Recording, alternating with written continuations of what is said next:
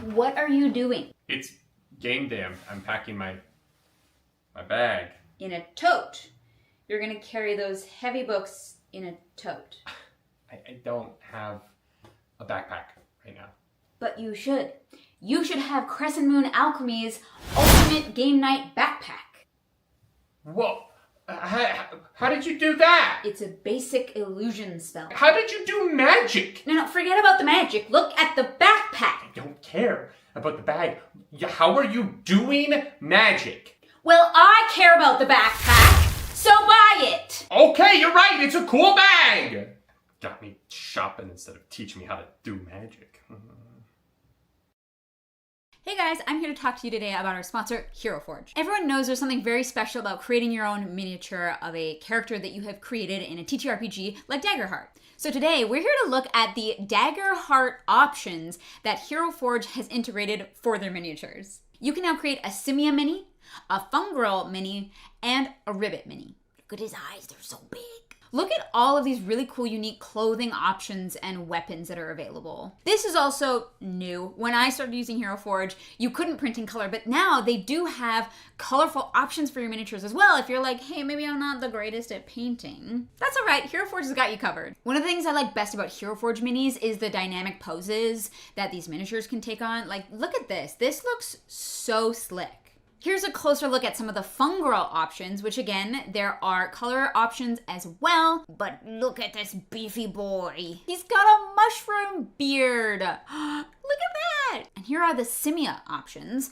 Lots of different colorful options, very fun. Let's take a closer look. The detail in this is incredible. Look at him. Look at his tail. And of course, the mustaches, iconic. So thank you so much, HeroForge, for being a sponsor for this year's Heroes Without Borders 2. And make sure you head over to HeroForge.com to create your very own miniature today. Want to say a massive thank you to the team at Darrington Press for being our matching sponsors, matching the first $5,000 of donations at the start of this event. What an incredible, generous thing that you've done. They're the incredible makers of Daggerheart, Candela Obscura, Solar Gardens, For the Queen, Queen by Midnight, all of these games that not only are incredible to play, but some of them have art so beautiful it's worth the price of admission alone. I'm here doing this because of them, by the way. I usually make jokey, gimmicky ads for the Heroes Without Borders for these charity streams, but I just want to take a second here to talk about how we got here. In 2023, we did a charity event for Cap for Kids, a cancer charity in the States. We raised over $10,000, and one of the milestones of that was that we were going to produce a Candela Obscura miniseries, which we did.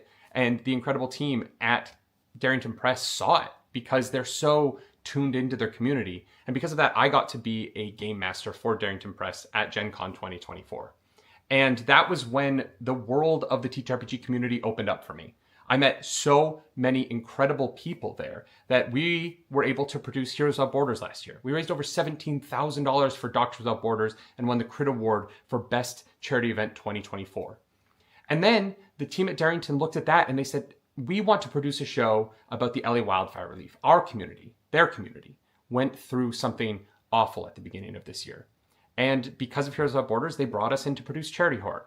And we were able to raise $24,000 for their community through that. And so now we're here again, because at every step of the charity journey Roleplay Relay has gone on, Darrington Press has in some way or other supported us. And I know this because I've met them and I've worked with them for this whole year. They're an incredible team of people that deserve all the credit and all the success in the world that they have. Thank you, Darrington Press. It is a thrill to work with you, and I'm so excited to see what we work on next. Everyone knows popcorn is a tasty treat. But you know what makes popcorn even better? Adding toppings. My favorite topping is maple syrup, because I'm Canadian. And my favorite topping is actual dice. Those are our dice. What are you doing? What? Oh my god, how many dice can you put in your mouth? They're so beautiful. Rendered in resin so gorgeously. The box says I will not eat the dice! The box says so, but I never agreed to these terms.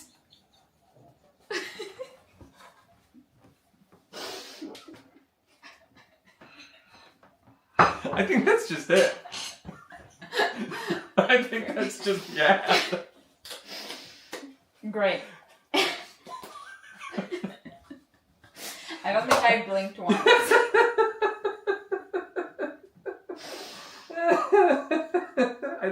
I think we just leave it at that. I can't believe I got these dice dirty. I'm so sorry, Dispel Dice. I hope it was worth it.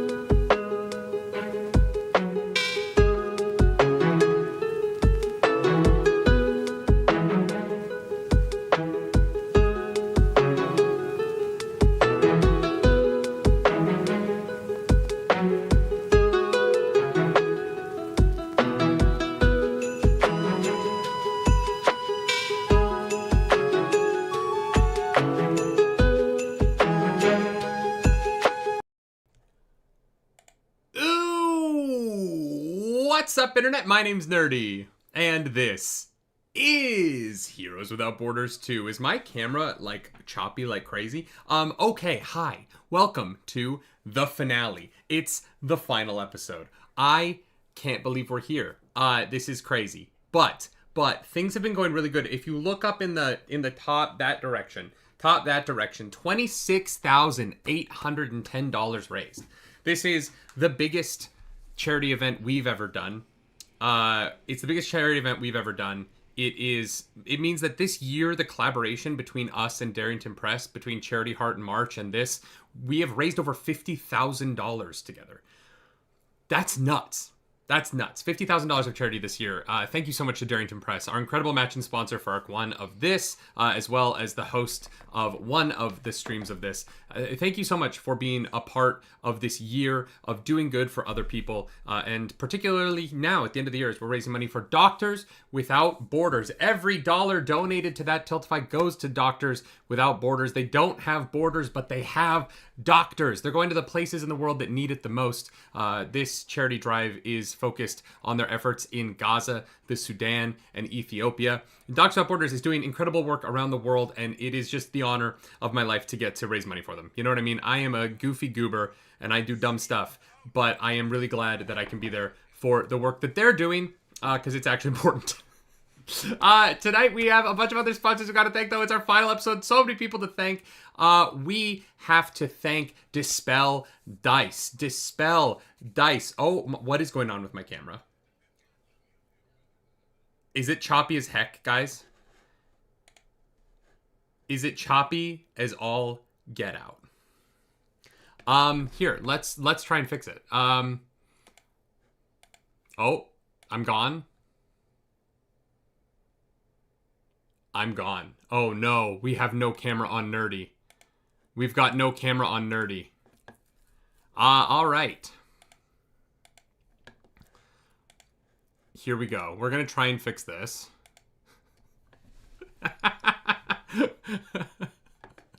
Oh no. I shouldn't have turned my camera off, because now I don't know if it's gonna turn back on. Oh, my computer doesn't have permissions. This is such a disaster. What a disaster. Give me 1 second here, as I'm gonna have to... hi, everyone. What's up, Internet? Of course, this happens for the finale episode, as we just go to black screen, as I try and figure out...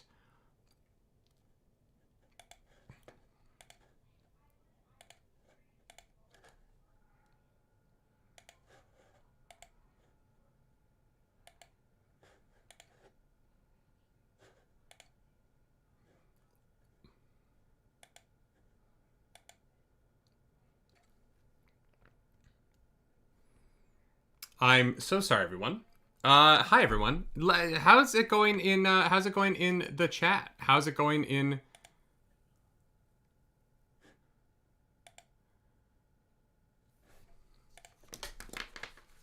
Hey, everybody. So sorry, my camera has stopped working. And now my computer's... So I'm gonna bring in the cast. Can you guys be funny for a minute while I, will you guys introduce yourselves while I figure this out? Sure. Thank you. You are all on screen now, except for one black screen in the bottom left corner. What's Who up, could that be? internet? What's there?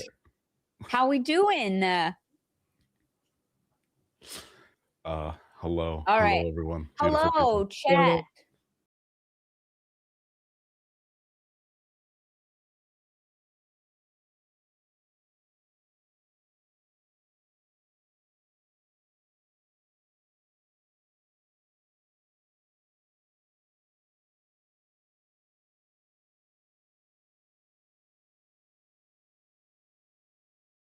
Episode 1, the big bad died by being double penetrated by a lightsaber and something else. So, like, Ain't literally, that the way?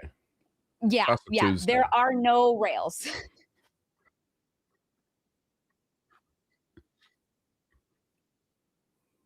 Right? Can they hear us now?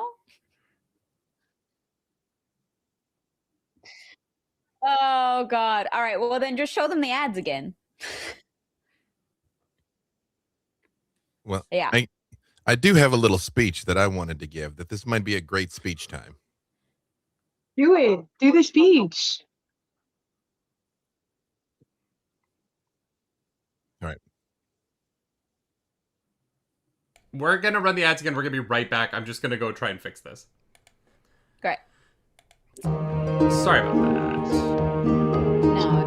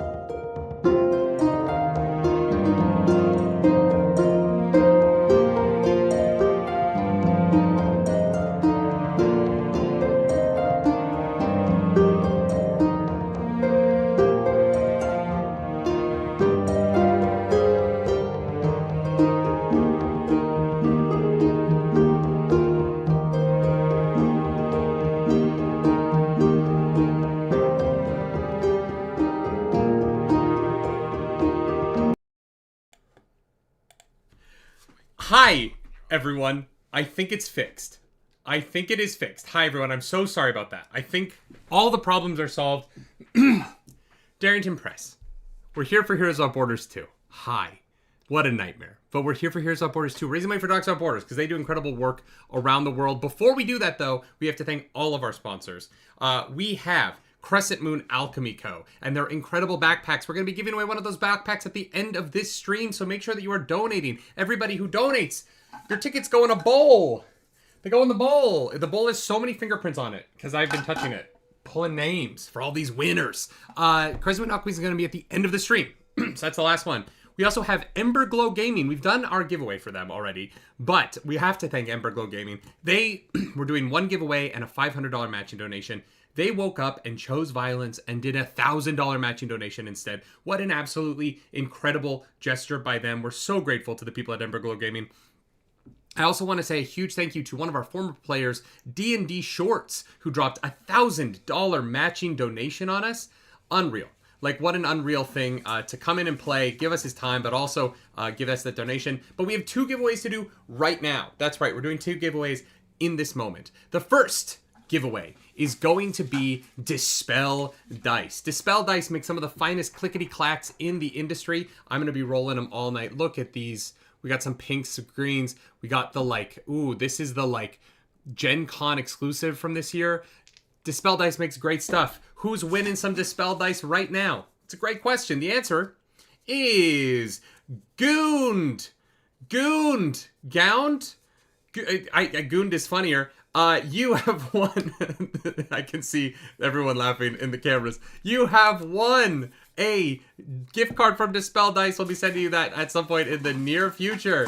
And we have Hero Forge Minis. Hero Forge Minis is where you can go to make your little guy an actual little guy so that you can watch him move around the board in resin or in other materials. You got to go check them out. They have these incredible dice where you can now print your character in the dice. So you can roll your character's die and it's actually your character. I have one back there. It's like a goblin with his cards. It's a spin down. It's a great product. That one goes to DeWizzle Atlas. DeWizzle Atlas, congratulations on your win for Hero Forge Minis.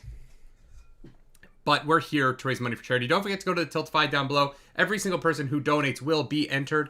And I think we might have had a giveaway just now. Eric and Sarah, thank you so much for being our first donation of the stream and giving me disadvantage on my first roll. Wow. Chat's already coming in here trying to mess up the DM and his hard work. Eric and Sarah, I'm going to write your name on this in 1 second, but for now, I'm going to bring in my incredible players for this evening. Incredible players! Welcome back, everyone. Hello. Hello. You missed talk about double penetration via lightsaber, and I'm really sorry about that. They didn't miss it if they were here for episode 1. More of that, you can watch it happen. Yeah, episode 1. That's how we ended. I keep thinking that this show is not going to ruin my relationships with the fine folks at Critical Role, but if they ever go back and watch it, I will not be allowed back in the building. I keep waiting for that email where they're like, hey, you know how you have pinned the photo of you at the Critical Role table on your Instagram? We actually need you to take that down. You can't have that anymore. We cannot be associated with you. Let's introduce our players. We're going to go top left and we're going to go clockwise. So we're going to start with Tall Nerd Apollo. Let them know who you are, what you do, and where you do it. Hello, my name is Apollo. You can find me on the internet at Tall Nerd Apollo. I am an Irish cosplayer, voice actor, TTRPG, a person who just kind of shows up randomly places as I should, and pro GM sometimes. Those are the things that I also do. My pronouns are he, they, anything funny, just kind of be creative with it. Should I tell them who I'm playing? No, we'll get to that in a minute. Okay, I'm so nervous and so excited. I'm gonna pee myself. Let's get it. Don't do that. Why did I say that? I don't know. What a start. Clarus, introduce yourself. You said it was a win if you didn't embarrass yourself. So I don't know. I can save this. I can save this. I believe in you. Hi guys, I'm Clarus Polaris. I'm so excited to finally be playing. Obviously, Nerdy and I make content on so many places. We got book club, we got reactions, we got TTRPGs. But yeah, I'm just a big old nerd cosplayer, TTRPGer, and you can find me at Clarus Polaris pretty much everywhere. That is true. Below you in the stack, we got Katiosaurus. That's me. Hi, everybody. My name's Kate Osborne. I go by Katiosaurus online. I am a writer, actor, voiceover, performer. I talk about ADHD, but that doesn't seem super relevant right now. And I'm very excited to be here. Hello. Okay. Wait, hold up. You don't just talk about ADHD. You have published a book that is coming out. I literally finished recording the audiobook this very day. We wrapped it here in LA, so that's very exciting. So yes, everyone go check out Katie's book. It's going to be a game changer, an absolute game changer. Hopefully, and it will be an episode of Game Changer. It will be. Yeah, Sam Reich is going to do a whole episode about ADHD. Where oh my god, can you imagine the absolute dream? Yeah. I would simply perish. I would simply die. But yeah, it's called the ADHD Field Guide for Adults. It's available for pre-order now. And that's all I can think of right now. I should have probably thought ahead, but here we are. And last but not least, we have a dark screen in the bottom left. Yes, that is the dozens and dozens of my fans cheering. Hello, hi, it is I, B.D. Walters. B-Days Walters, everywhere. Y'all know what I do. That's not important. I have a micro speech. First of all, thank you for tuning in. Thank you for joining us. It's Saturday night. It's late somewhere. It's the middle of the night in some places. You could be anywhere doing anything, and you chose to join us here. I just want to tell you, one of the best things about charity games is every little bit makes a difference. You're going to see a lot of numbers flying around. We've already raised a lot of money. You're going to see huge donations, and sometimes that can be overwhelming. So I just want you to know, literally every single dollar counts. And sometimes you can't do that. I've been in plenty of situations in my life that I didn't have an extra $5 to donate to something. So signal boosting helps, likes and comments helps, sharing that this is all happening helps, just you tuning in and having given your eyeballs helped. And just know that your donation, however big or small, is going to literally make a life-saving difference for somebody, which is the joy and wonder of what we get to do. And I am honored and humbled to get to participate. And then I'm fading out again. Smoke bomb. Thank you, B-Dave. I'm so excited to play with you all. I believe I've only played with Clarus and Katie before, so I'm very excited to get to roll some dice with you all as we are going to head into our finale episode. Let's get a little bit of music going here, and let's dive right the heck in. I got to get to my first roll so that I can get this disadvantage out of the queue, because I don't like it. No, keep it. It's fine. All right. Save it for something really important. I think you shouldn't roll. I think we should just win. We are headed to a liminal space between life and creation. It is the mountain upon which all of our ideas and creations spend their lives before we bring them into our world, when they feel the pull, which draws them to the peak of Mount Creatizo to enter the light of ascension and become real in our world through art, through writing, through performance. For the majority of human history, we have had these ideas living in this space, and they've been peaceful, knowing that when they would be created into our world, they will face the strife and the conflict of their stories. And so why have conflict here? But all of that changed a couple years ago when black ichor began to fall from the sky. It would pool and congeal and grow into creatures that looked like ideas, that looked like creation, but weren't quite. And as these creatures began to amass and form communities and gangs and tribes, they began to bring strife and conflict and violence into this world, as they are not of this world, for they are artificial imaginations. At the head of these two organizations, there are two ideas, these two artificial imaginations that rule over warring tribes. There is Matt GPT, who, if you have been watching our previous episodes, has taken the Light of Ascension itself and surrounded it by mechs and an army. Meeting that army, coming from the south, is the army of Laura 2, a artificial imagination that has brought an undead army of creatures and creations that it has subsumed and scanned into its forces using its dreaded algorithm. These two forces are clashing around a cacophonous mound of creation. Creatures from across the human spectrum of ideas have rushed, feeling the pull to enter the light and leave. However, they have been blocked. Matt GPT and his dreaded forces are preventing anyone from reaching the Light of Ascension, while being sandwiched between the approaching undead horde to the south. In this mound of people that are pressing up against this restrictive force at the peak, there are our four heroes.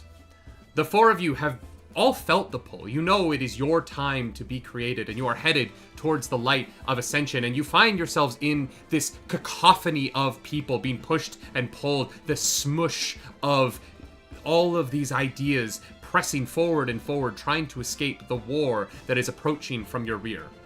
And as this is happening, the Light of Ascension lights up with a face looking like Zordon from the Power Rangers, as you hear Matt GPT speak to you all. Well, well, well. Another group of pathetic ideas attempts to shelter the goblin. If you ever wish to see your creation come to pass, Hand smoking glue gun over to me, and my prompts will then let you pass. If not, your deaths will be meaningless, yet assured.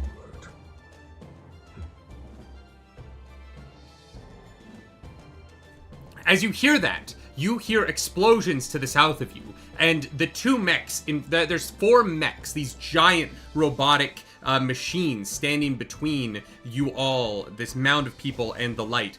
2 of them take off into the air. You feel the heat of the thrusters in their feet blast across your faces as they fly around, and the crowd around you, everyone turns to see what the cacophonous distraction of this is. And you turn around and you see behind you, all of a sudden, there is this bright flash of glitter and light as a whirl of creation and ideas begins to grow and grow and grow into a Gundam-sized mech of its own. And you know this is no artificial imagination. There is no warping or twisting of this thing as it is built. It looks ideal, and it looks complete, and it looks finished. It does not change its shape as it warps, trying to be something real. It just is. It brandishes a massive microphone in one hand, and the battle between these mechs begins to play out. You see the face of Matt Mercer, rendered in AI, on this giant tube in front of you, begins to grow concerned at the battle behind. And another of his messages gets played. This one was paid for by Crescent Moon Alchemy Co. in the last session, but it will continue to affect the battlefield. Everyone always mocks me for hallucinating, but through my failures, I have discovered your doom. A hypnotic pattern of light flashes across the light of ascension, and you feel your optic nerve burn. For the remainder of the fight, when you succeed on an attack with fear, you might strike your nearest ally instead.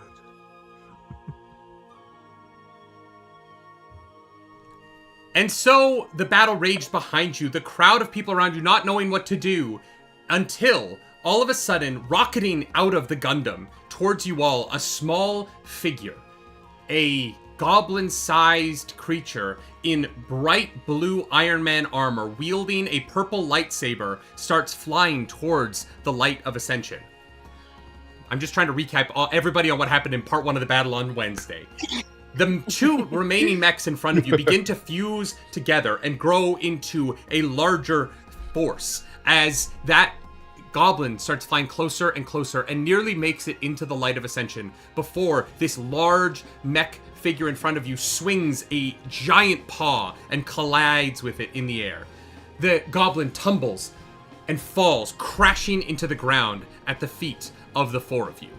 All hell begins to break loose around you. People begin to scatter. The forces of Matt GPT begin to enter into the crowd trying to get to this goblin. The clubs and guns are pulled out. There is an absolutely mad dash of violence through the people in front of you. And at the same time, you hear the approaching horde. Thousands and thousands of undead feet approaching from behind.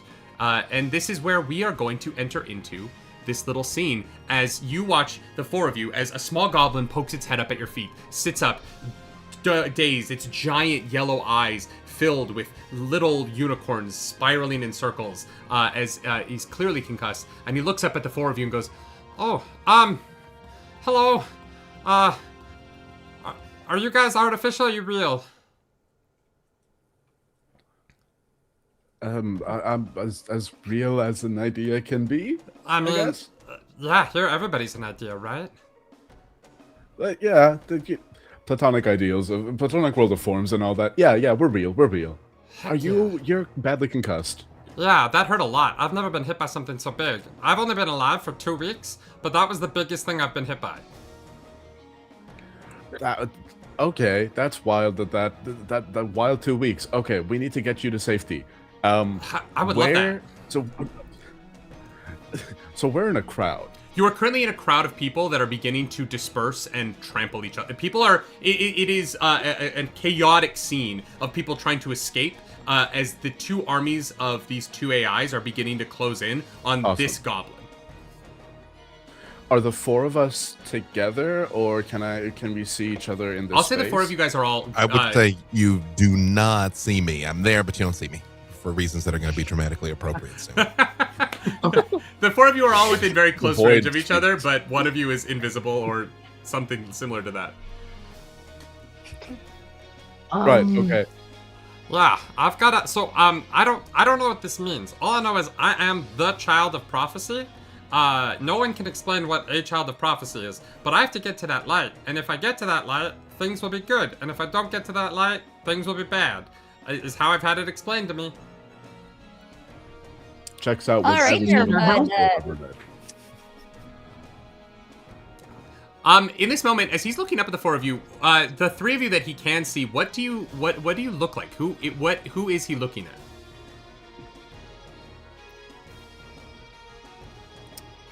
One of you go first. So you see what looks like a slab of rock that vaguely kind of has limbs. And when you look at it from a specific direction, you can see the outlines of facial features and body shape. It's like when you're staring at the clouds or a mountain and you kind of think that you see a person's face or a shape of some kind in it, but it is that moving and living and breathing, and it looks like a vaguely rocky dragon creature that's just over about 6 feet tall and is very wide. As you say that, you feel yourself. There, you have this weird sensation, Craig, your character's name. As you say that, where you lean forward to introduce yourself to this small goblin, and as you do, you feel almost like you've passed gas. As you turn around to see what this odd sensation is, and you realize that as you've moved forward, a weird puff of glitter has appeared out of you. As we have a donation from Sean to roll on the chaos table, and for the next hour, you will leave a trail of glitter behind you everywhere that you go. Thank you so much for that, Sean. Awesome. The good news, Clarice, is that you are going to get a hope from Trey Poe. Thank you for that donation, Trey Poe. Great. Thank you for that. Who's next? I'll go. So my character, Mara, is very feline in appearance because she is a Qatari. We love a Qatari. And canonically, it is important for you to know that she is just dressed like Skimbleshanks, the railway cat. That's what it is. She woke up this morning and went, Skimbleshanks, yes please. She does have a little skirt. She has a little skirt over the little pants. And yeah, she's carrying a big leather backpack, and I know this will shock all of you. And she has some glasses because you won't believe this, but Mara, academic librarian, crazy choice for Cadiosaurus to play. What a revolutionary choice is being made here tonight, folks.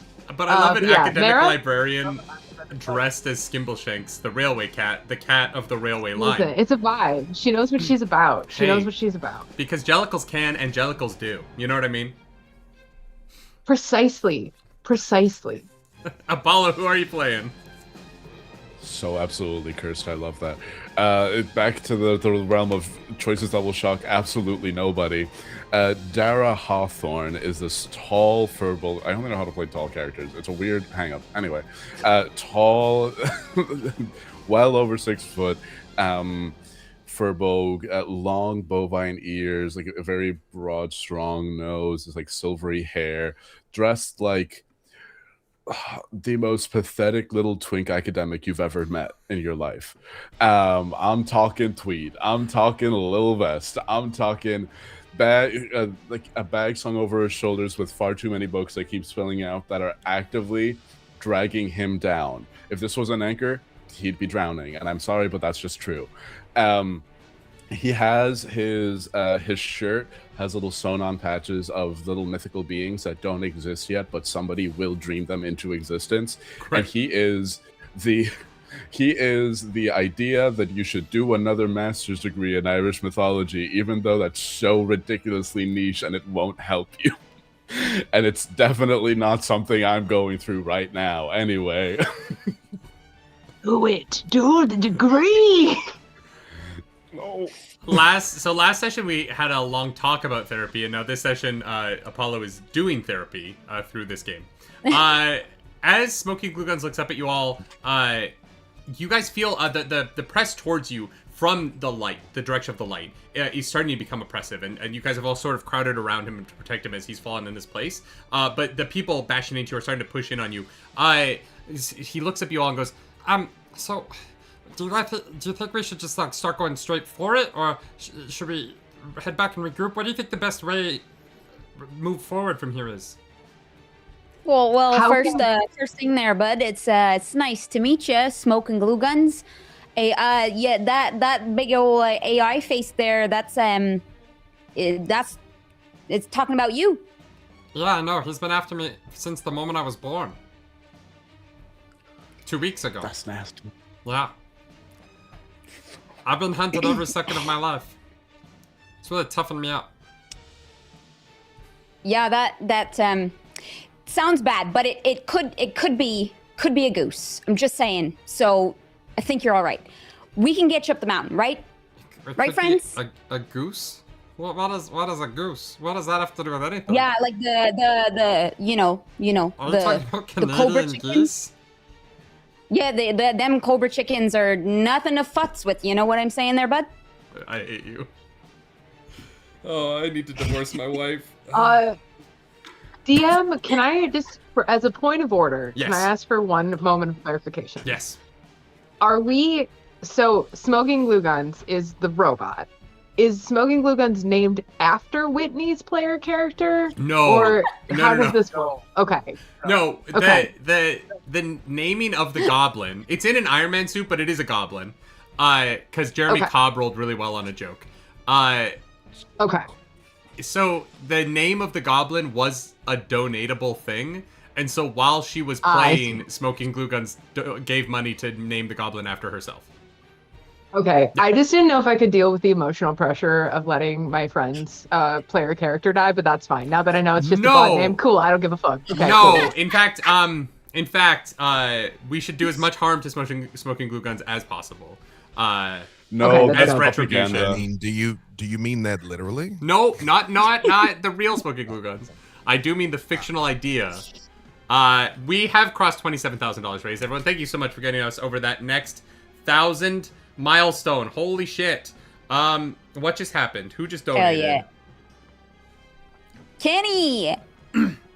You all feel the ground beneath your feet rumble as Kenny has donated for an environment feature. And the ground beneath your feet rumbles and then begins to open up as you begin to fall into a sinkhole in the mountain.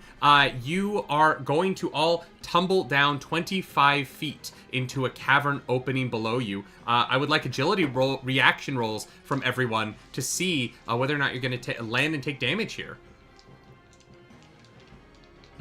But I'm a little guy. First roll. Kenny, thank you so much for starting us off here.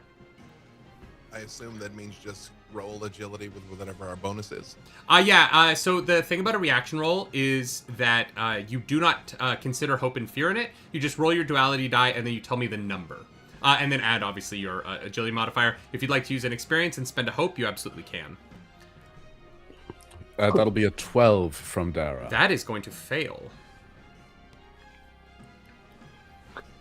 I got a 5. That's definitely going to fail. I'm so sorry. Clarus, what'd you get? Well, what if it didn't, though? Then this would be a I different got game. a 21. That succeeds. B-Dave? I don't understand what it's telling me. It's saying I got a critical success, but it is also saying I rolled a 9. I don't know what that means. Hold on, let's just- 19? Critical, 19. Yeah, critical success in Daggerheart just means your duality dice rolled the same number. So if you rolled like an 8 and an 8 and you got a 16 plus 3, that would be a critical success. You are obviously going to succeed. Apollo, Katie, your characters are going to take 8 points of damage. You can use an armor slot to reduce that. As you, the 4 of you and Smoking Glue Guns, you feel the ground tremor beneath you, and suddenly it is gone. You tumble, and the suddenness of this is shocking. And so for a couple of you, despite the fact that you are a Qatari and you should land on your feet, you land on your face, Katie. And you're going to take a little bit of damage here as you fall down into a small cavern that seems to have erupted not naturally. You look around and you see the telltale signs of some mechanical claws that seem to have dug out the area beneath you. And you immediately are on edge, as it does seem that you have entered into a man, or potentially artificial man-made space beneath the ground here. As Smoky Glue Guns... Might I... Yeah, go. Sorry, I was saying, might I say something, storyteller? Yes, absolutely.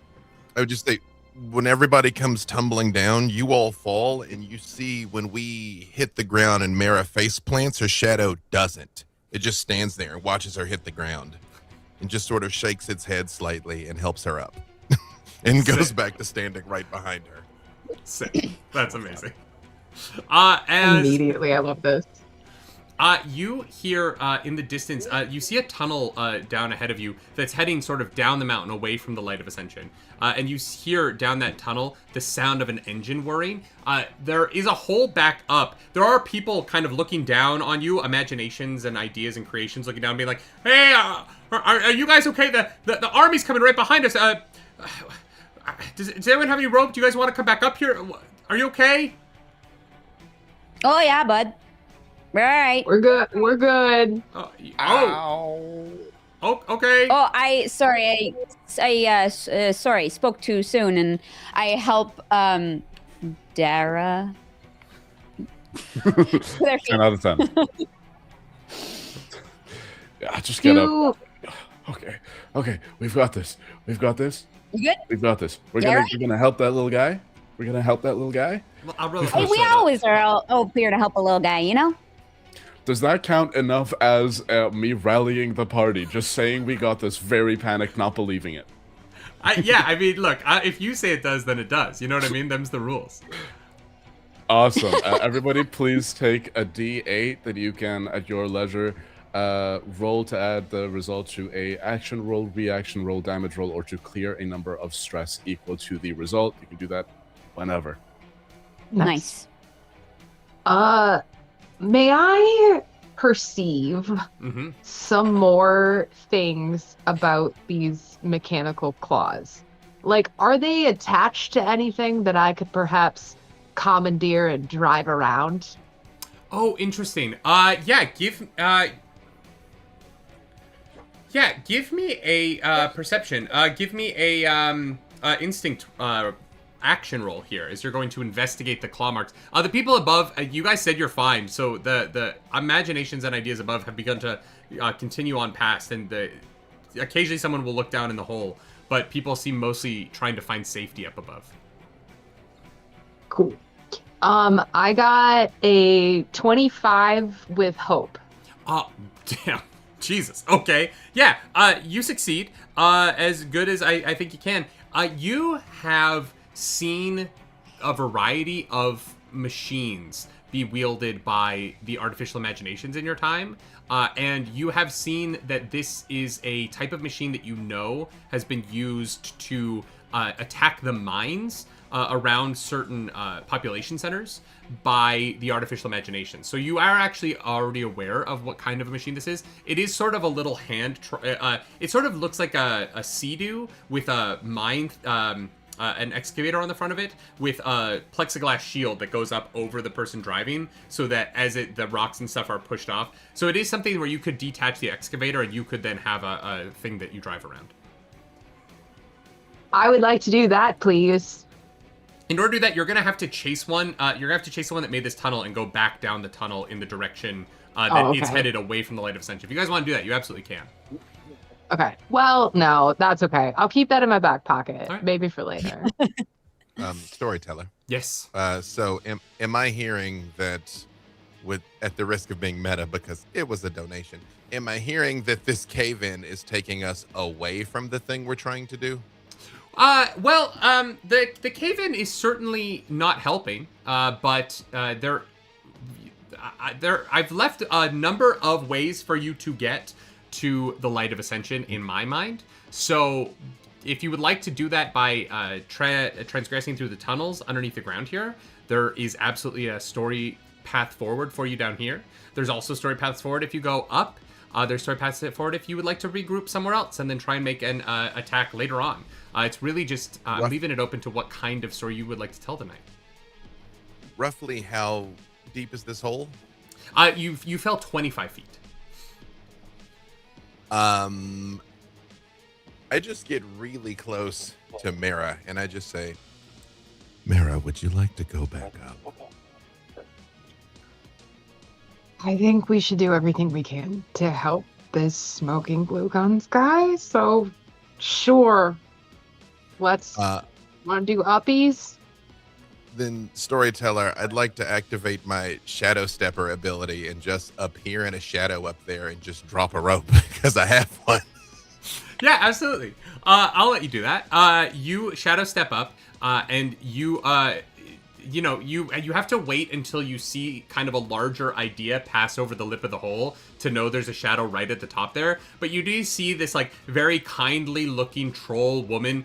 She's carrying massive loaves of bread in either arm. She seems very sweet, very scared at the moment, but she's running away from whatever is attacking up above. And as her shadow passes over the hole, you know there's just enough space for you to pop and appear in her shadow and look down upon this party. And you toss half of your 50 feet of rope down, and they're grabbed. Smoking Globe Guns looks at you all and he goes, I'll just figure out how to do this, so I'm gonna do this. And he activates his little Iron Man suit, and he takes off, and he like flies up and lands next to the shadow up top. Are you all climbing up after the shadow? Yeah. I'm gonna like go over to the rope, like give it a tug. Like, hey, Gloom, that you? You're not supposed to say it out loud like that. There's a whole thing I'm doing. Yeah, it's like a whole thing. It's a thing. Remember, there's a whole thing. Yeah, it's a whole thing, I'm Craig. just sort of ignoring. Come on, Craig. I'm Just just ignoring ignore your you. presence here. Smoking Glue Guns That's my has bad. no idea what you're talking about, but he just wants to be in on this. Smokey, you're so right. I would like to say, storyteller, Yes. if he really is right next to me, I just reach out and I put a hand on him, which is not going to come up later. And I just say, Ooh. stay close to them. They'll keep you safe. Okay. Yeah, whatever you say, man. So off-putting. Smoking Glue Guns thinks this is both incredibly cool and also like one of the most horrifying things he's experienced in his 2 weeks of life. That is exactly my brand. Good. You guys get up out of the hole, and you see true chaos has erupted in the space up here. There seems to the undead armies of Laura 2 have approached into the fields around this massive light of ascension, and so in that chaos, it does seem like the ideas and creations that had been approaching peacefully, trying to just leave, have realized they are caught between a rock and a hard place, and there is no safe way out anymore. You see ideas and creations across this battlefield begin to brandish weapons. That large troll takes a bite out of a loaf of bread, lights the tip of it on fire, charring it, and makes it a little bit sharp. She's got a bread sword now that she's charging forward and swinging. Collapsing skeletons. You see bits of bone as they're just absolutely destroyed by this massive troll go flying into the air. Wilhelm screams erupt across the battlefield as carnage and chaos begins, as the battle begins to truly get underway. As this happens, you hear behind you, towards the light of ascension, sort of masked by...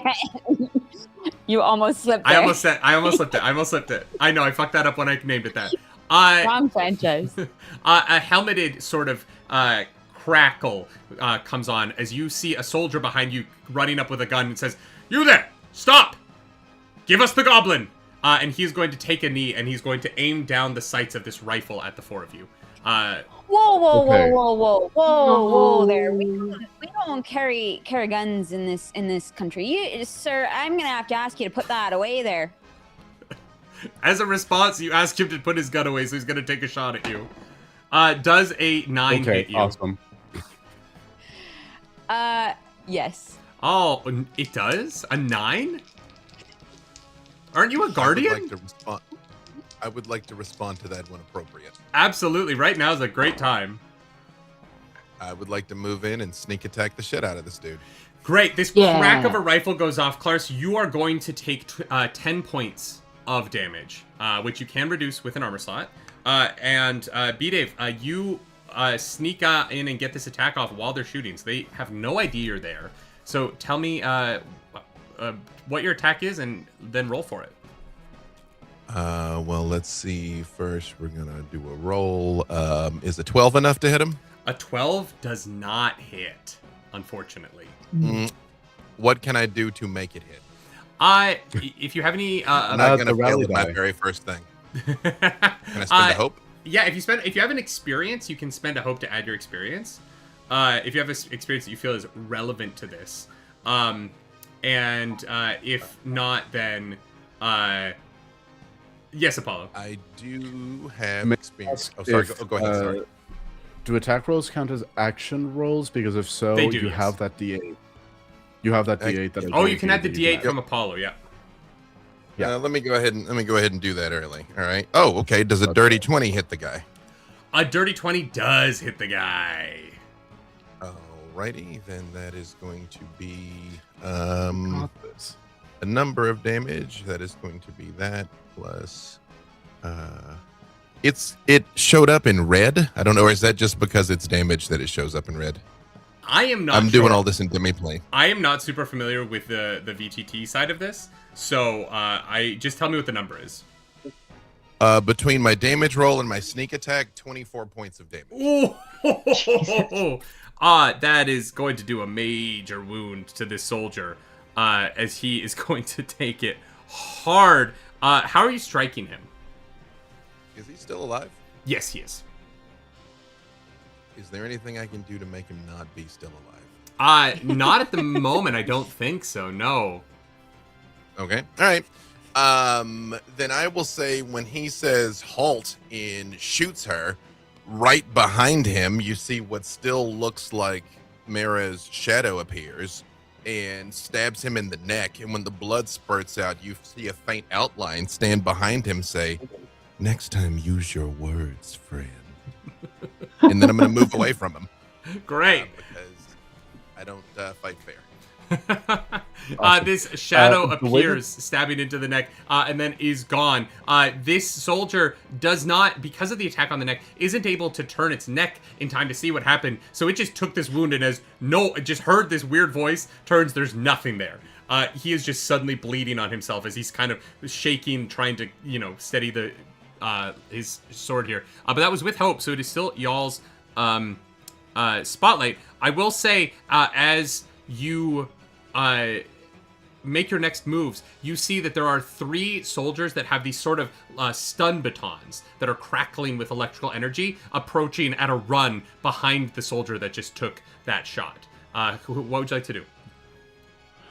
If I may, just for the purposes of visualizing the battlefield, Yes. is there a very clear division on have the 2 lines already converged? Are they converging?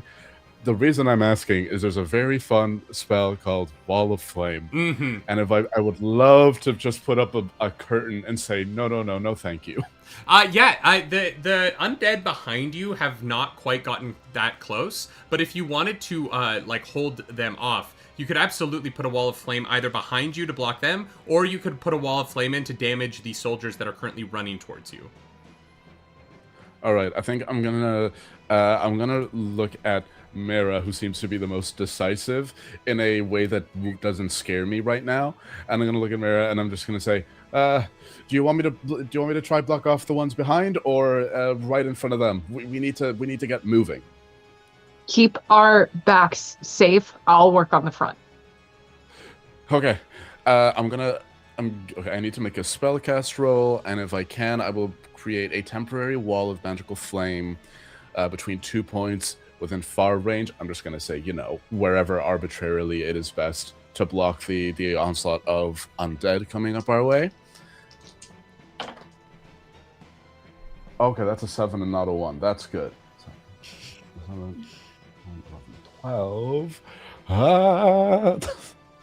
What can I add to this? Was that a 12 with hope or fear? That was a 12 with hope. Oh, okay. Is there a way that... What is your I'm spellcast doing this DC? because What is the number you need to hit? I need to hit a 15. Ooh. Oh, wait, I didn't add my +5. I didn't add my +5. I'm so good. I didn't add my +5. I'm so good. Don't worry Add about your me. modifiers, guys. Yes, you erupt a wall of flame behind, and you hear as zombies begin to shamble towards you all. They begin to just burn, and the smell of their acrid flesh burning in the air behind you is truly rancid. However, this combat is not going to get immediately more difficult, except for a massive donation by Sarah Mikasai, our good friend. Thank you, Sarah. Sarah, thank you. Thanks, Sarah. Do you know what if it's good or bad, but happens thank you. when $500 gets donated? I still don't know if that's good or bad, but doubly thank you. I have consumed the power grid of the eastern seaboard. Let me show you what that feels like. Pinpricks of light suddenly litter across the sky, rapidly expanding into bolts of lightning thick as trees as they crash across the battlefield. The onslaught drowns out the sound of the battle, which rushes back as screams are followed by the scent of charred flesh. Everyone give me an agility reaction roll. You cannot dodge this, but you might just survive. All right. You heard him. I throw up the wall of flame, and I immediately start seeing all this, and I'm like, I'm not that good. I fucking cover. This is going to be 4d20 worth of damage. Oh my god. Oh boy. Bro, we're 20 minutes in. It's a $500 donation. Thank you so much, Sarah Mikasei, for You're invoking so right. Matthew Mercer. Thank you. It's a Okay, that's another 12. It's a 16 with hope, but it says re-roll next to it. I don't know why. You might have You an ability that probably have allows an you to ability. reroll. Yeah. 16 is going to fail. What did you get, Apollo? Go ahead and hit re-roll. 12. That's going to fail. Katie? It got me to 22 with the re-roll. 22 succeeds. You're going to take half damage. Okay. I get a 6, but like in a fun way.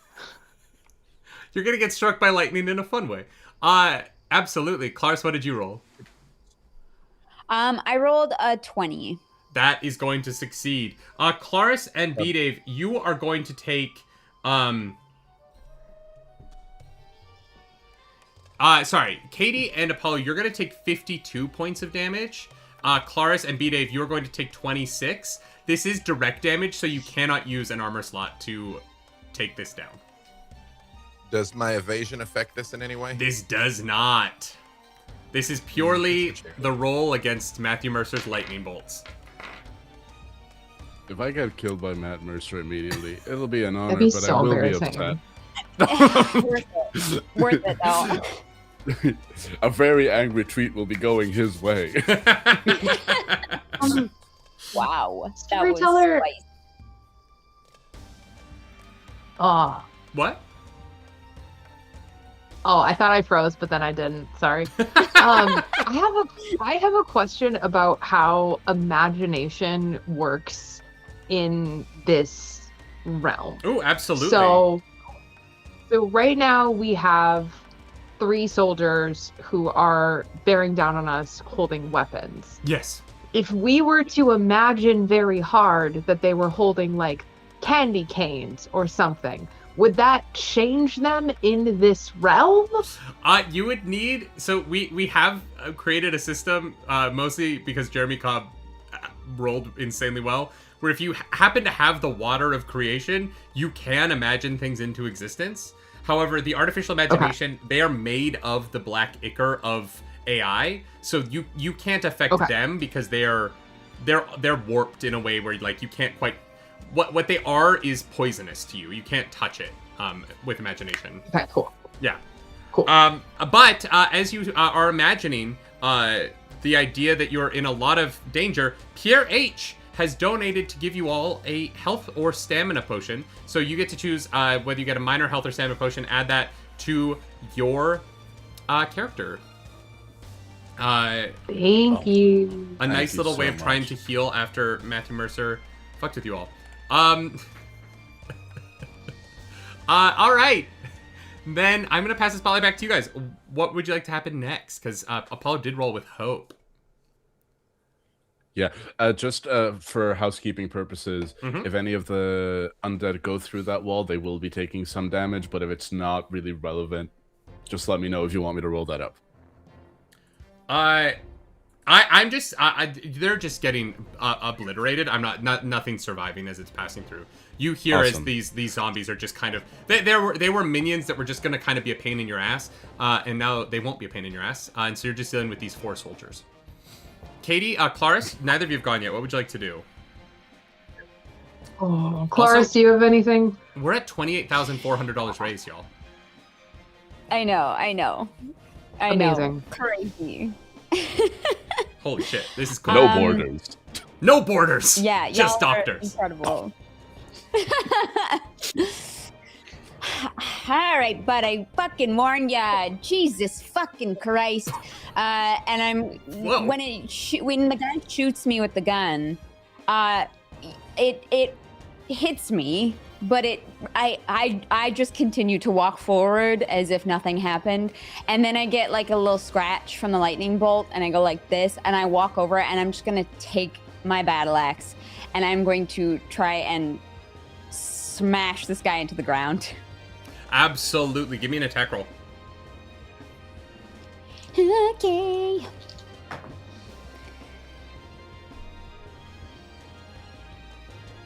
$19 with fear. That succeeds. But I'll take that fear. Thank you. Yeah, I was worried about that. Okay, so 10. Okay. Don't dance. Don't be happy about it. That's so. Hey, I'm we're stressed. closing. We might raise $30,000 for charity, y'all. I'm gonna dance. I'm feeling great. You know what's so real and Got valid? this, baby. Get that Boogie King. I also think I'm gonna TPK tonight, and I love that for me. Stop it. That's 23 points of damage. Holy shit! You're gonna do another major wound. This guy is barely clinging to life. As you swing your battle axe into him, he has a singular health point left. But just when it looks like you guys are going to just wipe him off the face of the earth, his 3 friends arrive into the battle, running towards you with stun batons.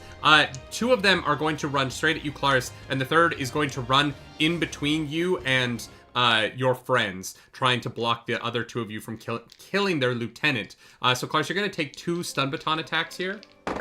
That Okay. is a 12 and a 15. Yep. Amazing. Can you give me 2 strength reaction rolls? Yeah. Ooh. Dirty 20. And 16. Amazing. Those both succeed. You feel electricity course through your body, rocking you. As you are going to take 12 points of damage from the first attack, and you are going to take 9 points of damage from the second attack. You are not going to be stunned because you rolled really fucking well. As you feel these attacks come into you, the guy who gets in between you and Apollo and Katiosaurus, he's going to take sort of a defensive stance, raising his difficulty if either of you attempt to attack him. And the guy with the gun is going to attempt to roll away from this stone dragon and take a shot at you, Apollo. Does a 19 hit you? Oh yeah, it really does. You are going to take 9 points of damage as this shot cracks off of your left shoulder. I'm gonna spend it. It's no, you know what? We'll take it. We'll take it. Yeah, that's fine. I'm not under half health. Thank you, Matt. I'm not. You know what? Mr. Mercer. I'm so grateful for Matthew Mercer for so many reasons, but mostly because of how many player characters he's helped me kill. I'm going to pass the spotlight back to you guys. I realize Katie has yet to do anything, but please Yeah. let me know when I'm No, responding. Katie, please jump in here. Oh, I just have more nonsense questions to ask you. I love it. So Matt GPT. Yes. Does Matt GPT, like, we've seen his like face Yes. in the big, but does he have like a corporeal form that he uses in this like realm, I guess is what I'm asking. You know, you don't know yet, but you might by the end of the session. Okay. If I had to guess I'm that just there gonna was put going to that be in my like a pocket. big bad at the final fight, that might be it. For sure. But no Okay. spoilers. I just, sometimes you choose things for your character and you go, when would that be useful? And they might be sometime. It might be sometime. Can I just punch the guy until if he has 1 hit point, can I just punch him and karate chop him in the neck? One of the soldiers that ran up has gotten in front of him and is holding a defensive stance in front of him. So he is trying to block your way. Yeah. I know, I'm so sorry. He's trying to save his friend. That's okay. I'm going to try and terrify all of them with my witchy energy. So I'm gonna do that. I'm gonna try and terrify. I got a 16 with fear. Amazing. I'm gonna mark that fear. Thank you so much. And what does terrify do? On a success, the target marks 1d4 stress, and you can choose to make the target run 1 range away from you, close to far, far to very far, etc. On a success with fear, the target becomes temporarily vulnerable. Okay. Yeah, you absolutely terrified the shit out of them, and the next attack on each of them will be at advantage. Cool. And I got 3 for my d4 roll. And can I command him to just run into the hole? Unfortunately, you succeeded with fear, so they're only vulnerable. If you'd succeeded with hope, you could have, but the 4 of them are all stunned there for a moment. You rolled with fear, but I don't have anyone on the field who isn't currently terrified, so I'm going to say I'm not going to take the spotlight here, as they all just kind of freeze and stare at you. What does your, witchy, terrifying energy look like? Yeah. As Mara casts the spell, she sort of sprawls her arms wide but keeps them low, and her arms and her hands sort of begin to darken with this shadowy energy. And the same way that you saw gloom sort of flicker into existence, you see the opposite thing happen with Mara. So you see parts of her face, part of her body, parts of her hair become these wispy shadows as she kind of flickers in and out of corporeal form. And then as she casts this sort of wave of shadow, she kind of reaches back and gives Gloom an invisible high five. Terrified. Yeah, they're terrified. They're stunned for a second, so I'm going to say the spotlight sticks with you. B-Dave, you said you wanted to do something, so what do you want to do? Indeed, I did. Now, another housekeeping. I have several things that are just written you do this, you do that. None of them say as an action or as a, once per turn or anything like that. Does that mean I can do more than one of these things that I can just do? Yeah. I mean, I definitely try and slow people down to make sure that everyone's getting a chance to play the game, but there isn't any sort of spell slots or anything in this game. Well, let me just say up front, there's 3 things I'd like to do in order of priority, and you tell me what I can or cannot do. Absolutely. I have an inspirational words ability where by just talking, I can do something to help the group. Then a lot of murder I'm going to do. That's going to happen. And then I have my transformation, which I would do after I was done doing murder. Throw some inspirational words at us and let's see if you can roll with fear. Or roll with hope. If you roll with fear, then I get to go. I don't have to roll. My inspirational word says I just talk and do a thing. So what are your inspirational words in this moment? Just, even though she holds up her hands for a high five, over behind the guy, his shadow looks at her and says, "Hang in there, little sister. We didn't come this far to die now." And I'm going to use one of my inspirational words to let her clear a hit point. Amazing. I love that. So you're going to heal 1 hit point, Katie. Needed that. And then what kind of murder are you going to subject these men to? First, I am going to excessively backstab this person with 1 hit point because 1 hit point is the same as having all of them. So let me go ahead and hey, that's real. Send him the rest of the way here. So that is 19 with hope. Yeah, that hits. Especially because you roll at advantage, so you can add a d6 to that too. See how high you can get that number. Well, let me just physically roll. Demiplane. That 19 goes up to 23. Yeah, 23 with hope absolutely destroys this man. Yeah, okay. Well, no, I'm gonna roll. Well, I won't roll the damage. It's fine. I will just say that when he rolls over and shoots at her, I just lean real close to him and I say, "Your friends are fighting so hard to save you. Unfortunately, that means they're dead as well." And I just very gently cut his throat. It is almost just like, it's not violent at all. Just kind of unzip him. Ooh. Then I'm going to activate the Airblade Charm and do this first after the guy that is between now me and my friends. So I'm going to sneak attack that guy. Well, can I sneak attack that guy? He's afraid, but I kill one person. I don't know. You Am I get just, advantage already, so I'm going to say you can sneak attack him because of the advantage. Excellent. We like that. So does advantage mean I roll twice? Or No, it means you add a how's that d6 work? You to added your a roll. D6. Dig it. So that is 23 with hope plus another 26 with hope on that guy. Jesus, yeah, that hits. Well, I got one thing I do. Let's see here. Hang on. So I'm going to send this fine fellow to, that is going to be, I apologize. I'm doing all the damages over here. 22 points of damage on him. Wonderful. That is going to be a Is major he still alive? wound. He is still alive. Then he can have a second taste of the Airblade Charm because we discussed I could keep Airblade Charming this dude. What's your second Can I taste hit of him it, again? Sure. All right. Well, that's it. Well, I mean, I would have just hit him the once, but he insisted on living. That is So going rude. to be 21 with hope. That Hit is him again? going to do a second major wound. But he is still alive. He is just clinging to life as you have done 2 major wounds to him. Oh, I don't have to roll the damage. It doesn't matter. Sorry, that was to hit. Yeah, that was That's hit. my bad. Sorry, that was a 25 with hope or fear. 21 with hope.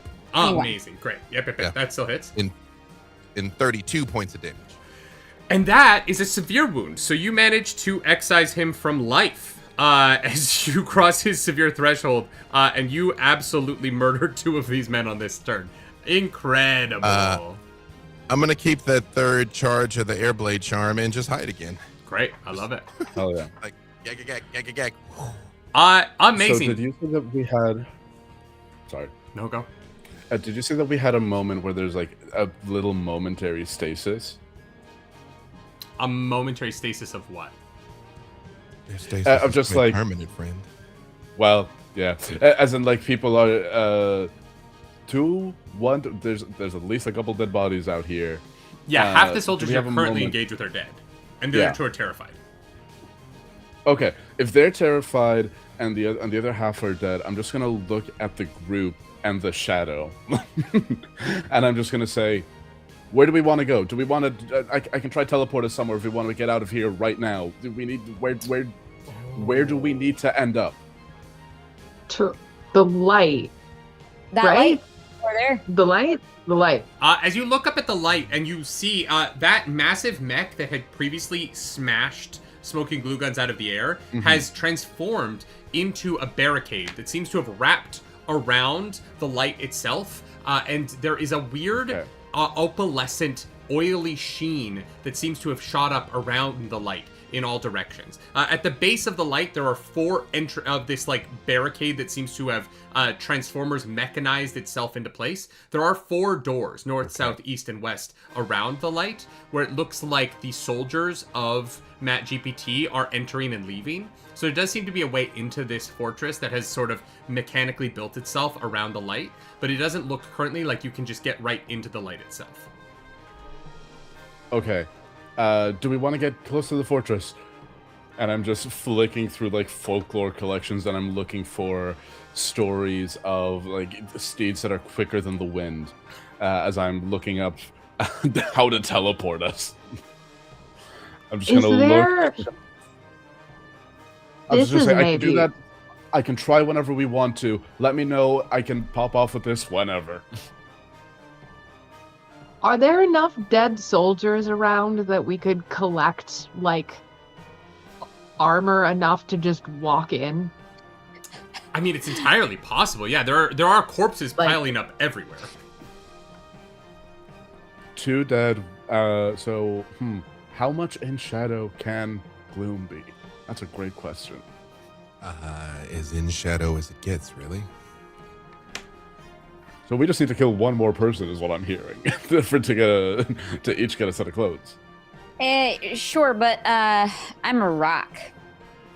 You are a rock. That is true. Or rock. As you guys are having this conversation, I like where your ideas are at. One of the soldiers is going to realize that it is standing next to a rock Dracona. It's going to swing its beat saber at you. Clarus, is that that's a dirty 20? Does that hit? Yeah. Maisie, I need a strength reaction roll from you as electricity races through your body, and you take 9 points of damage. Great. 24 for that strength. You absolutely do. The electricity does nothing to you. You don't even feel it. Mm-hmm. After getting hit twice Fuck with it. that. All right. Just gonna literally just turn, like, fuck all the way off, and I'm gonna attack this guy. Like he's like the most annoying bug on my wall. Absolutely, you get advantage because he is vulnerable. Oh, I get advantage. Hell yeah. Yeah, he's vulnerable from the witchy. Crit. What? Fuck. Double sevens. Hit him. Hell yeah. All right, so that would be, we're doing max damage, right? Plus a roll. Yeah, so what's your proficiency? 3. And what's your damage die? It's 3d10, so it'll be 33 damage plus what I roll. Yeah. Great. So 33 plus 9. That's 42. Great. Good number. Plus 6, 48, and another 2. 50 points of damage as you're going to drive your battle axe into this soldier, doing an absolutely massive, severe wound to him. That right there's why we never lost a war, you know? As this guy just like crumples into the dirt. I've tried so hard to figure out what Canadian thing you are that is a rock dragon. I'm the Rocky fucking Mountains. Like, oh. I was like, wait, what joke from our childhood is she playing? You are the Rocky Mountains. I love that. All right, yeah, you've done it. When you look at like the mountains and you see like a face in the snow and you're like, oh, that looks like a person or a thing or like whatever, and somebody like imagined that into existence. I love it. Amazing. Yeah, you have fucked this guy up. Also, our matching donation has completed. No way. Holy shit. That's $2,000. Y'all, I cannot believe how much money we've raised. Thank you so much. Y'all are the best. You have 2 soldiers left, sort of. Oh, Stormfather, what did you donate for? Oh, crap. Okay, here we go. A couple of donations came in. For a forehead. New York City Wordsmith. For a forehead. New York City Wordsmith has launched the Chaos Table. Oh, why'd you do that though? Because it's funny. Because comedy. Because comedy. Oh, actually, this is a good one. I need you all to name an element. Surprise. Potassium. No. I feel like that's not what you're looking for. You are all permanently resistant to potassium. Wow. Jesus Christ. Okay. Could we have said fire? Could we have said fire? That's what I was like, I don't know. I feel like I'm misunderstanding the prompt. I vote fire. What about electricity? Because we know they have the stun baton. No, you are now resistant to potassium. It's canon. Fuck.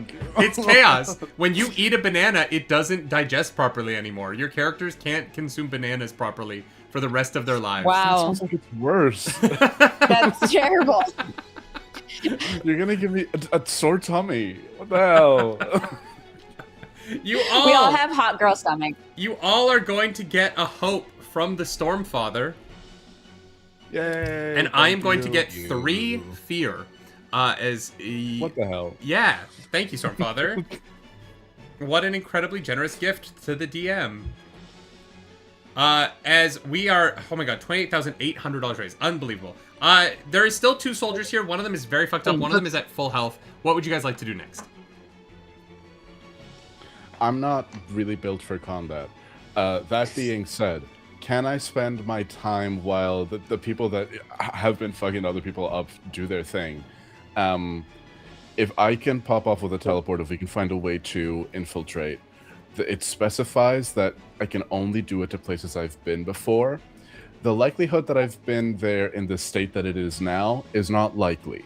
But there must have been a time before the slop arrived, and I have the far-traveled experience. Can I hustle you into letting me roll to see if I have been to the location before? You can see it. Like, if you wanted to teleport across the field of battle to the entrance, you're not gonna be able to teleport inside the fortress because you have no idea what's going on in there. But if you wanted to teleport right up and so that you could rush in through a door, I would allow you guys to teleport there. Okay, well, if that's not going to be an issue, so I will also do inspirational words. Who here has taken damage and wants to get rid of some of it? I'm hurt pretty bad. All right, I'll say, Gloom, wherever you are, keep doing it. It's going amazing.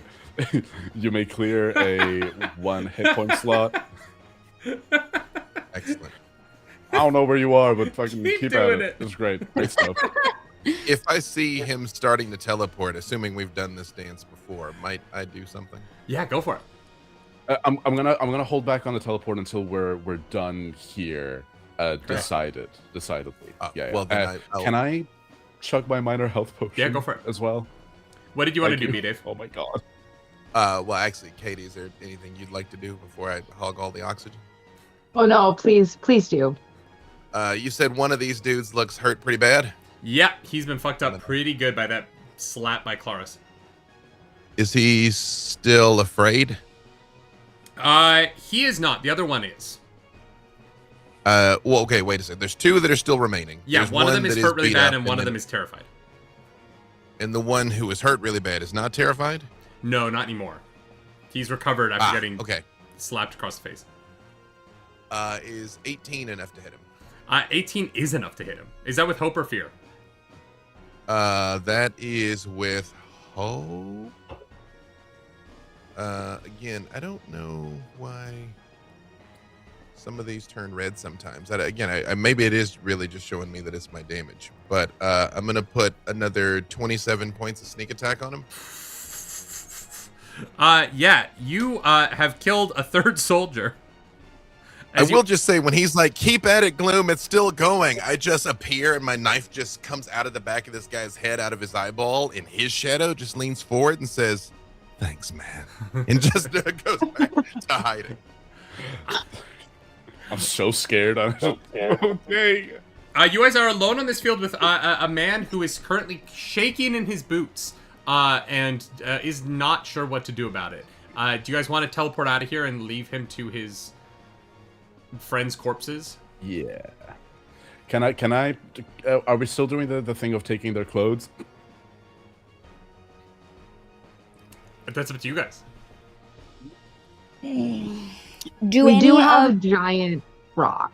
So yeah, do any of the soldiers that work for Matt GPT, do any of them look vaguely dragon rock shaped? I think the thing that you know about the AI is that they are constantly shifting. They're unable to hold a steady form. It's one of the ways that you know who they are. So their clothes sort of warp and misshapen and grow and shift and change. So you know that if you were to put it on, there's a good chance that it would fit you part of the time, but you would not shift and change with it, even though the clothing around you would shift and change forms on your body. Fuck. I don't know, but seems like a dead giveaway. I think we just fuck right on in there. All right. Yeah, let's do it. I will say, well, you two could put on the outfits. I can hide, and we can pretend she's a prisoner, but I do think maybe he's already seen us. Very true. Smoking Did glue guns the is also fire like, rain down on us. I'm also here, and I think it would be hard for me to pretend to be a full-size soldier. Yeah, Whoa. let's just go. You're a little guy. Also, hey, goblin friend, Yeah, what's up? I know we just met, but I can't speak for everyone, but my back is hurting from carrying you already. Wow. Okay. Well, Maybe get in the game. I'm trying not to take up all the oxygen of the combat and let you guys do cool shit, because We'll you stand know. there and maybe take up But- some of the hits. How about that? Yeah, you do have an Iron Man suit, and I'm dressed like Skimbleshanks the railway cat. So you know, I'm Blue's side on this point. No Broadway. No Broadway for you. No Andrew Lloyd Webber for you. Okay, I'm an academic and I'm taking hits. Lock That- in. That will get us what we call demonetized. That's not fair use. I would love. So is that, as I point to MattGPT. I Not would fair love use, to get not an fair email being like, both Stitch and Andrew Lloyd Webber's cats are owned by Disney, so everything you did is illegal. Yeah. All right. So do you guys teleport to the fortress? Yeah. So the only reason why I was asking to see how familiar I could be with it is because how familiar I am with the location affects my modifier to the rolls for the teleportation spell. If we can just see it and we're kind of sidestepping the familiarity, will we just make it a flat roll? Yeah, I would say you're pretty familiar. You can see it directly ahead of you up the hill. So like it's whatever. Awesome. I would say it's like a plus. What are the options on the card? If you know the place very well, +3 bonus. If you visit the place frequently, +1 bonus. Visited the place infrequently, no modifier. If you've only give you been the there +3. once, -2. You can currently see it, right? It's just like 200 feet ahead of you. You're trying to jump through some of the Awesome. battle. Yeah. So because you can currently see, I'll give you the +3. Then might I You're just being say so nice. before we go, the guy who's still alive, I just whisper in his ear, I'll catch up to you later tonight. He starts running down the mountain. He's just out of here. He's like, all right, It's so scary. you're gonna have to find me. Takes off. How tall is this tower? It looks to be about Double. 3 stories tall before it like becomes this like opalescent, oily sheen of a shield around the beam of light. That sheen of oil seems to go up as far as you can see. So whatever is projecting that oily sheen into existence, that oily sheen seems to be coming from the fortress that this mech has turned into around the tower. I see. Awesome. Okay. Does teleportation take a moment, or is it a kind of instant? Like, do I have time to do something before we go, or do we just jump? I'm assuming it's instant, so you guys can do whatever prep you need. I'm gonna leave us probably like, I don't know, let's say within like close range Right. of a door, so that we have time to scope out before we move in. And that was a 22 with hope on the spellcast roll. That's absolutely going to succeed. What is the last thing you're doing before you guys teleport, B-Dave? I would just say I appear very briefly, and I'm injured, even though I'm still kind of shadowy, and I just look at Craig and I say, sorry, I couldn't get him faster than that. And I just drink my healing potion. Absolutely. Hell yeah, awesome. What is that? I'm also gonna pop a potion as well. If you're taking a potion, you just roll a d4 and add whatever you get to your health. Awesome. Okay, so I see where I can calculate damage, and I entered the damage I took, and then it just converted that to like 4 little pips or whatever. Yeah. Where do I on this sheet do I give myself 4 hit points or 1d4 hit points back? I believe. So there's so underneath minor damage, major damage, severe damage thresholds, underneath that should be HP, and you can press the plus or the minus to fill in. Or take away. My sheet got only 4 shows hits. me. Well, my sheet only shows me 4. Like I saw where I could enter like the number where I got hit, but now and it converted that into 3 hit points, and then I took one off because he barded me, and then now I don't see. I'll figure it out. You should be able to use the plus and the minus on either side of your health. All right. Hell yeah. On either I'm side gonna of drop the in pits. Discord what I'm actually saying, but Great, don't great, hold great. up the whole game. You guys feel this magical surge of energy takes you all away as you watch in this lightning fast motion for the world around you, but you watch in slow motion as you begin to get sucked and like stretched across space-time. And as you watch the Canadian Rockies, Craig, get transported across this space, this line of glitter just magically shoots out. And across this entire battlefield, rocketed out of Craig's ass, glitter has just covered this long stretch, 200 feet long, as you suddenly appear at the bottom of a set of stairs that look up at a door.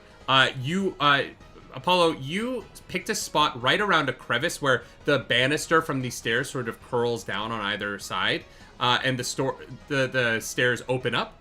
And because you're popped in that little crevice, you do have this moment where you fairly certain, other than the glitter that magically appeared in between you and your old destination, that the artificial imaginations are not quite aware of where you are yet. And as you begin to look around in this space, you see there is a contingent of guards standing about 25 feet in front of the bottom of the stairs, facing the battlefield that you just left.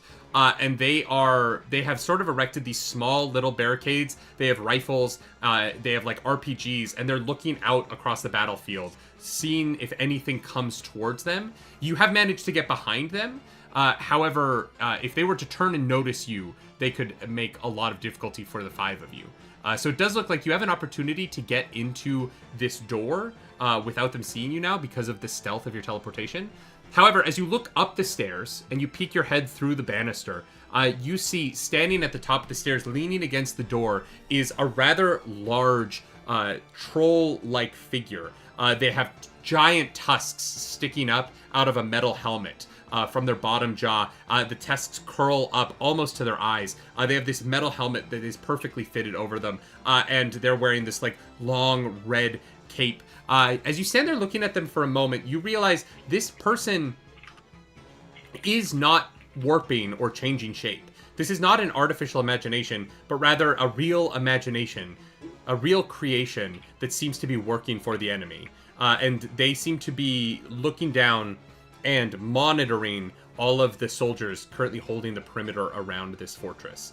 And they're up about like 10 feet of stairs right above you. And they don't seem to have noticed that you popped into existence here.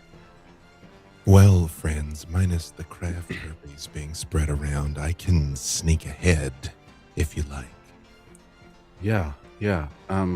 So he is. So that guard up ahead. I think. How comfortable how keen are we on the idea of a path of deception? Of just trying to see if we can get someone on our side, maybe? Have them. Here's my idea. I know that the stories that they've told about ogres aren't great. I could go up there and be like, "You're fine. This isn't the way to go change that story." If I can convince him to just sort of let us through the next checkpoint in exchange for a good story for him to be a part of, maybe that's a way to not get too much attention on us. But that's a lot of trust for you to put on me and my ability to yap. Quick check-in, friend. Do you mean just being your normal cherubic self, or do you mean persuading him beyond just words? Well, my normal cherubic self has a couple of things that I could do to be a little bit better at this. I'm naturally good, and there's if I had to put a number on it, I could somehow add a 1 to a 4 to this roll. Let's split the difference. Storyteller. I know we're kind of theater of the mining this bad boy. Yeah. The RPG we saw they had. Yep. Is it in a location where it could be pointed at the troll? If you wanted to go try and start a fight with them, you could do that. Yeah. But you would I find your lack of faith disturbing. I just said, being can the held by RPG be pointed at somebody. the troll? Yeah, it's being held a by a guy's soldier, got it. so you could get it turned around and aimed at the door. But then the fortress would know you're here. Well, here is what I'm thinking, and you tell me, because I know we're on the clock. I want to get in position up there. So I'm pretty sneaky. I want to get in position, and he can try and talk to the troll, and if it goes poorly, I'm going to shoot the troll with the rocket launcher. That is my intent. Yeah, okay, sure. Yeah, how are you going to get the rocket launcher? With violence. Great. I just want to be nearby to give him a chance to do the thing he's going to do before I do the thing that I'm going to do. All right, well, these guards are on alert, so if you want to get close up to them, I'm going to ask for a finesse roll to see how well you sneak up on these guards. Well, when I'm cloaked, I am invisible if I am stationary, and when I use Shadow Stepper, I appear cloaked. So I should just be able to just be there and be functionally invisible. Well, until I start doing violence. Shit. Yeah, so are you shadow stepping over? Well, I am going to tell the team, hey, yeah, you give it a try, and if it goes poorly, we'll try it my way. Okay, Great. thank you for the confidence. And I like my it. intent is to appear right behind the guy with the rocket launcher. Yeah. And again, it says I remain unseen if I'm stationary, so Wild. I'm just up there. But I don't do Absolutely it. wild. Yeah.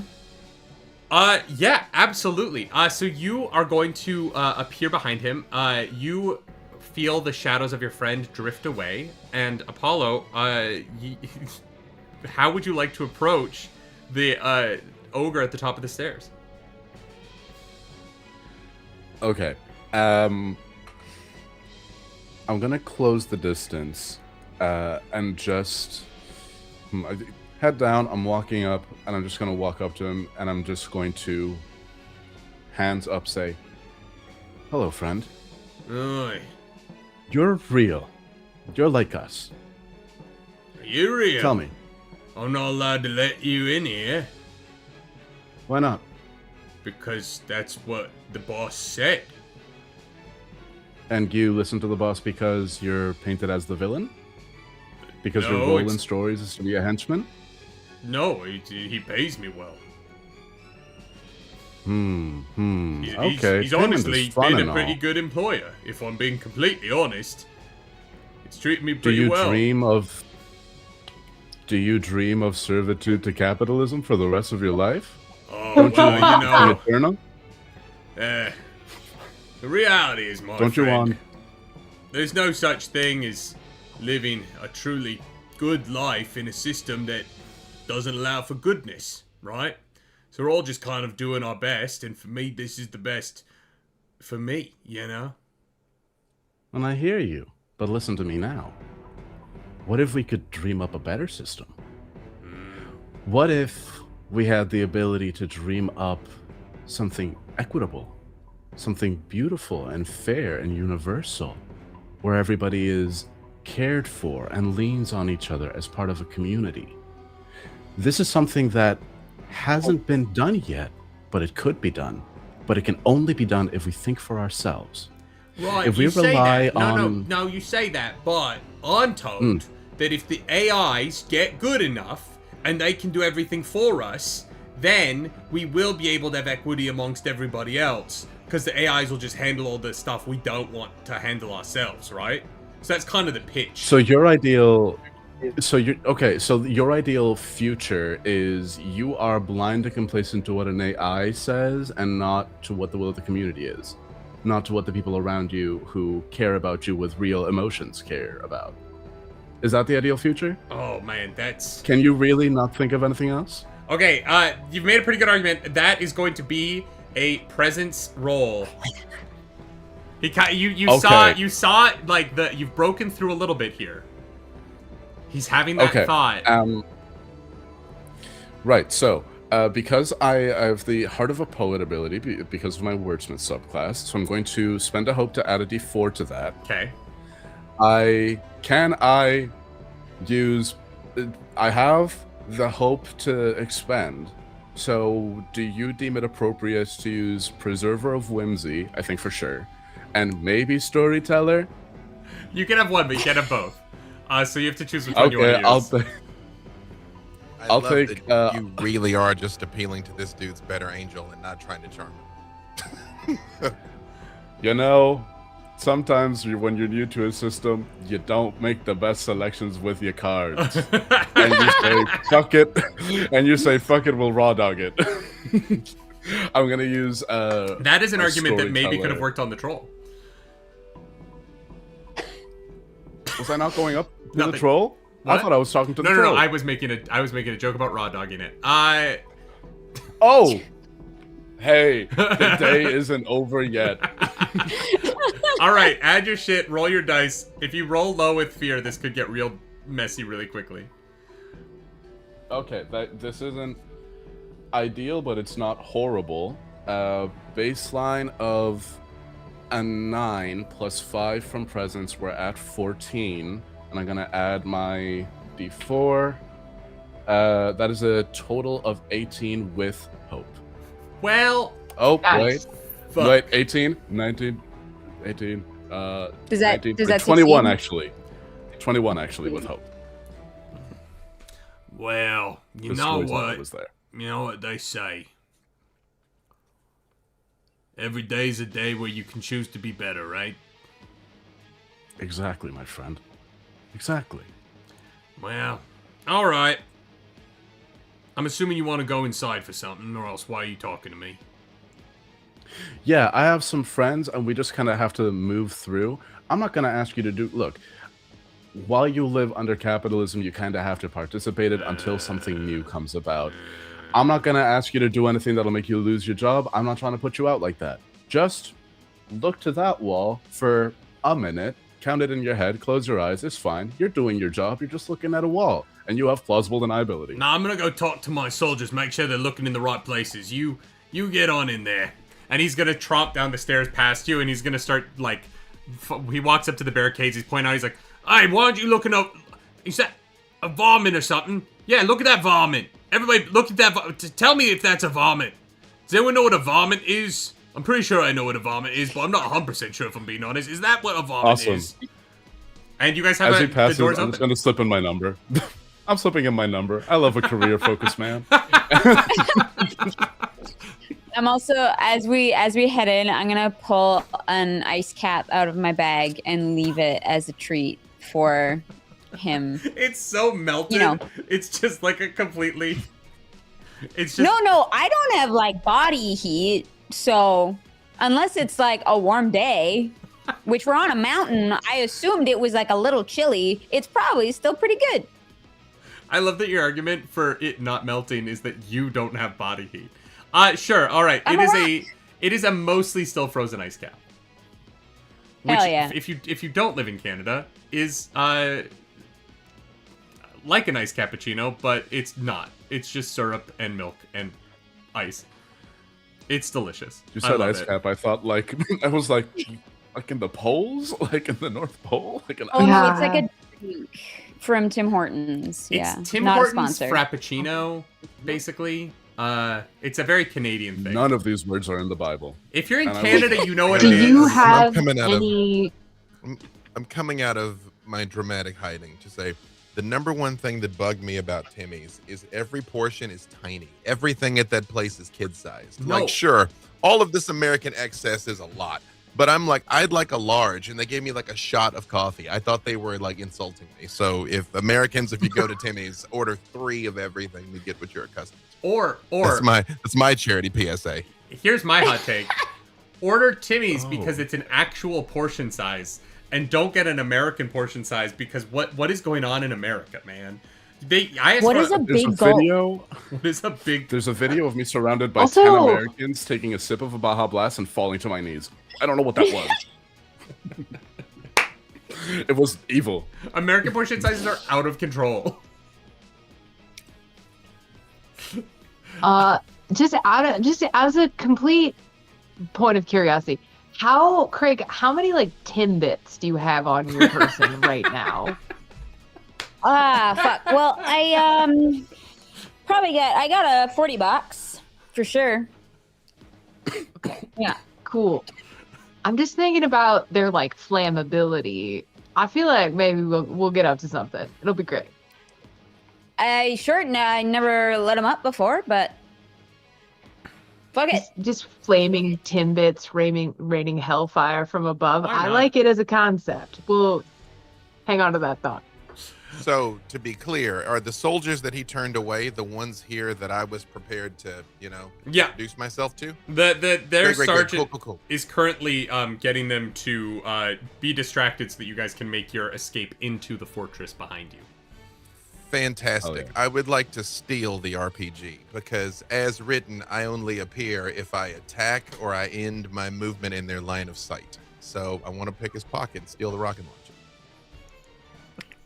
I don't know if that's picking someone's pocket.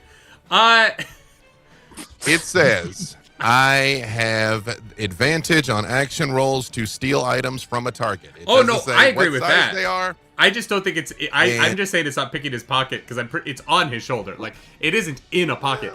Yeah, no. If you want to make, I'm not here to judge the size of another man's pockets, buddy. Like, I mean, we're all. This is the spirit of brotherhood. it's a big pocket. I'm All gonna right, take his rocket launcher and let him live. I'm doing him a favor. I will let you roll for that. So give me a roll to see if you can. Are you gonna then shadow step away? Is that the idea? I'm already hidden. I'm gonna walk away.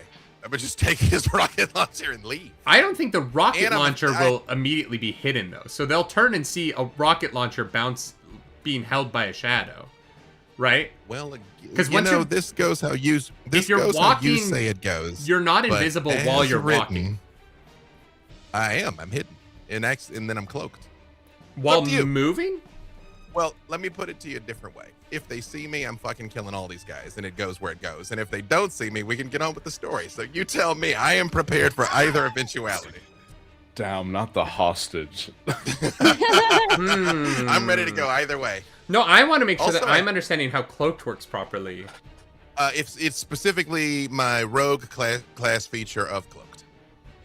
And then shadow step is just when I appear, I am cloaked. So if it is easier for me to take this and then shadow step, I'm happy to do so. Yeah, it would be easier for but you to steal it and then bop out fast. I'm prepared to do so. Then yeah, if you want to roll for the steal, absolutely do it. So I have, I think I did something wrong. So I'm looking at my sheet. My experience has thief +3 and also thief +2. So I don't know why that is. Oh yeah, you and I don't added know thief twice. Okay, I don't know. Well, I guess I got thief +3 then. Is it possible to have thief +5? I guess not, or it would be that. So the experiences you have to upgrade each one individually. So adding an extra 2 to a different experience is not the same thing as having a new different experience. They're like different things when you level up. So B-Dave, no, just hang on. just for listening. rules as written. While cloaked, you remain unseen if you are stationary. So if you were to grab the RPG and start moving, you would no longer be unseen. You would be seen because you're moving. So you're only unseen while you're not moving. I could take the RPG and stand here for now and move next turn. I mean, I guess you could just grab the RPG and then just stand there. Yes. Groovy. I'll catch up to the group in a second. Step 1: rob this guy. Roll for although it is not clear, I know I have advantage on it, but I don't know how I rob this guy. What do I roll for that? You are going to make a finesse action roll here. Okay. Other thing, my thief. Again, as I showed you over there, what's actually on my sheet. How does my thief thing interact with this? So if you spend a hope, you can add a +3 to your roll. Okay. Well, let's see how the roll goes first, and then I'll decide. Oh, whoops. Okay, so I got 18 with hope. 18 with hope. All right. Yeah, you absolutely succeed in stealing this RPG as you rip it off of this man's shoulder. And he whirls around to see where it went. I just gently, just sort of just ease it off. It's real cool. He's looking around for his rocket launcher that you just slowly and with a sultry appeal pulled lightly from his shoulder. And you are standing there somehow cloaking it in the shadow as you remain unmoving in the space behind him. He could have left it anywhere. Yeah. All right. I mean, when you misplace your keys, do you assume they've been stolen, or you just put them down somewhere? Yeah, I'll Always wait. stolen. You know, and when there's an opportune moment, I'll slide out of here. You're lucky this is a charity game. I would never allow this in a regular game, but for charity I will. For charity I'll allow it. All right. Nice. Listen, chat. Tell me where I went astray as written. It's fantasy. There's a rock person with me. I'm a shadowy cat guy. You but the stole fact a that he might notice 3-foot-long rocket launcher and are just standing behind him. I'm a magical shadow cat creature, sir. None of this makes sense. Franco, thank you for your donation. Franco. Thank you for your donations. Yeah, and when I get a chance, I'm gonna slide away. Yeah, absolutely. The rest of you are moving up the stairs. You enter into the door behind you, which has been left open by this troll friend as he's kind of directing traffic down by the barricades. And as you enter in, you see before you there is a short hallway. And at the end of the hallway, there are 3 doors, one directly ahead of you, one to the left, and one to the right. As you enter into this space, Dave, are you going to join them in the hallway here? I will. This moment I can get away, I do get away. I can shadow step if necessary. I mean, you have the troll helping you distract them, so you might be able to just sneak away. Just slink away. What would you like to do, Katie? I would like to use, if it is okay with you and you will allow it, I would like to use my gifted tracker ability, which is where I can spend a hope and ask GM that many questions from my question list. Okay. So I would like to basically track the passage of Matt GPT and see, or like, I don't know, like, which door should we go through? That's the question that I would like to answer, please. Okay, so spend a hope. How many questions do you get to ask? I will spend 1 hope to ask 1 question as soon as I find my hope button. There we go. Spent. Boop. And I will say, what direction did they go? Okay. I would like for you to roll an instinct reaction roll for me as you ask this. Okay. Just like flat? Yeah, just a flat instinct reaction roll. Okay. That's a 14, but with fear. So it's a reaction roll, so there's no hope or fear on this. You do get a +2. Was that with your +2 to instinct? It is with a +2, yeah. On a 14, you like tap into sort of the mystical nature of the world and the magic that you're able to sort of understand about Mount Creatizo, this place where you've spent all of your life.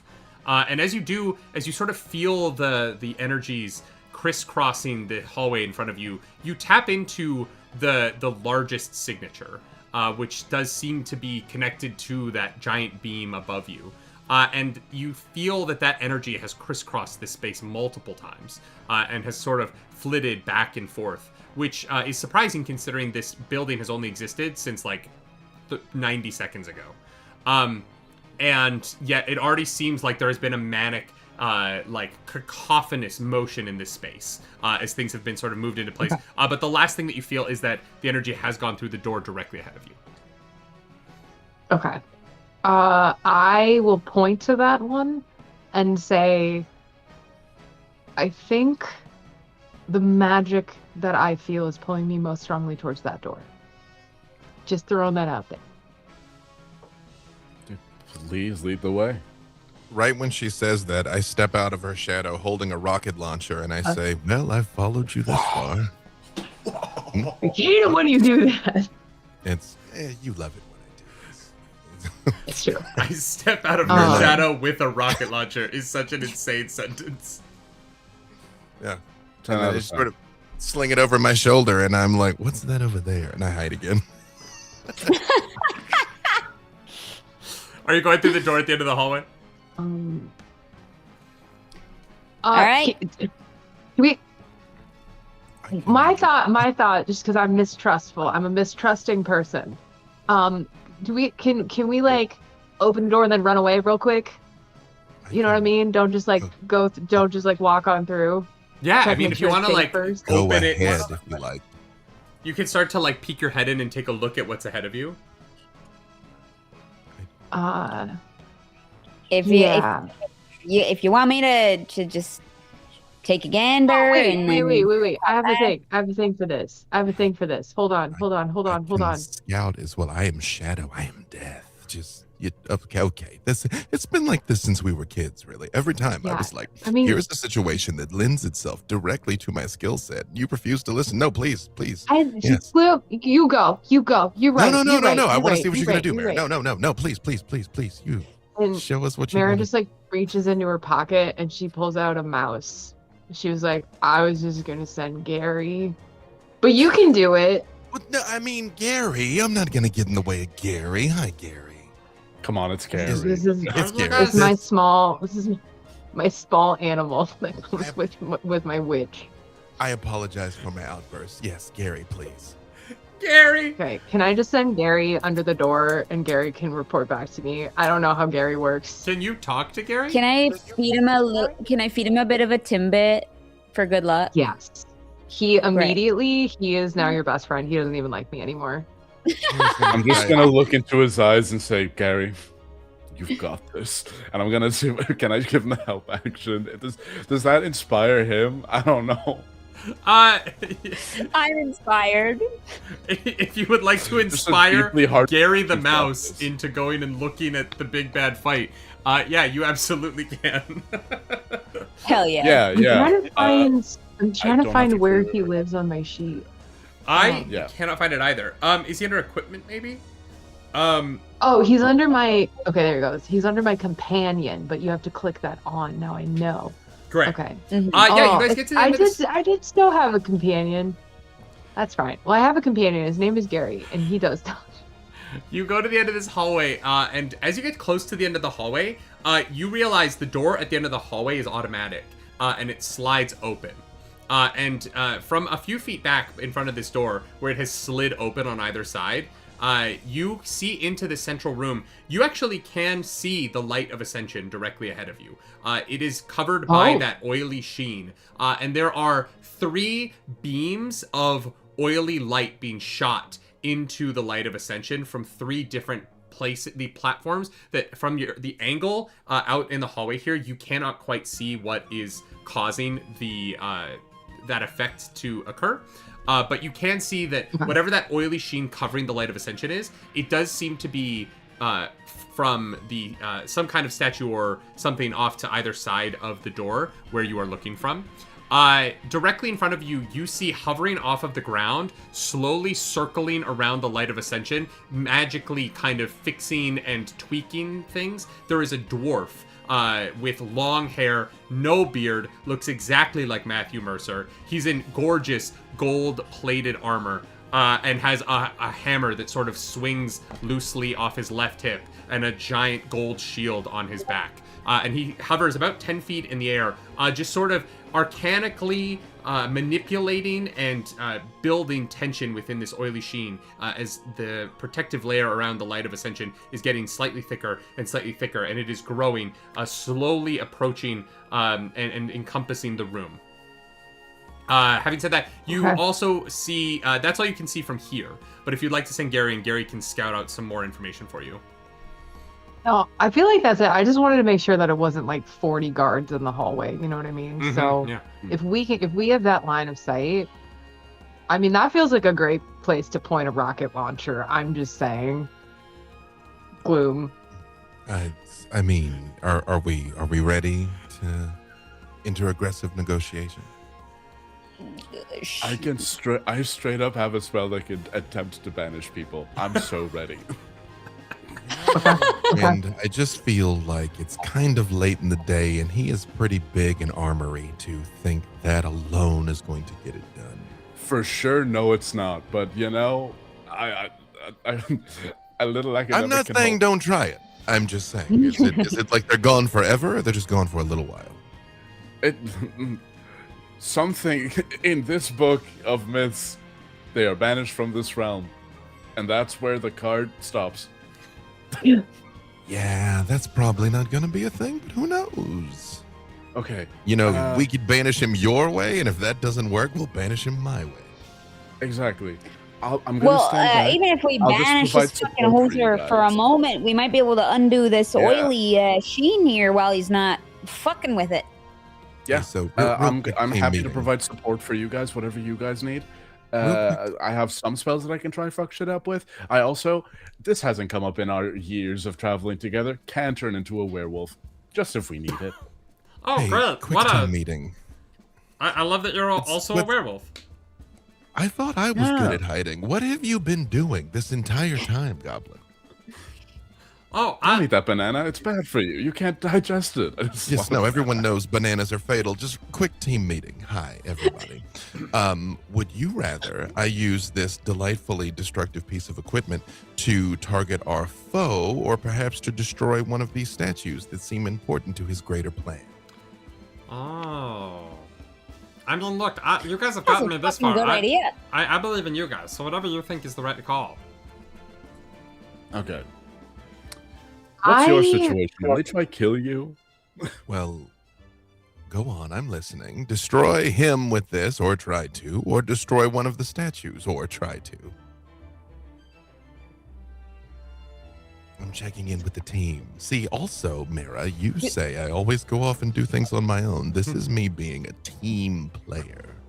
I Nah, I like it. want you to know that I see the effort you're putting in, and I'm really proud of you. I appreciate that. You know, Mom never was, so thank you. I know how we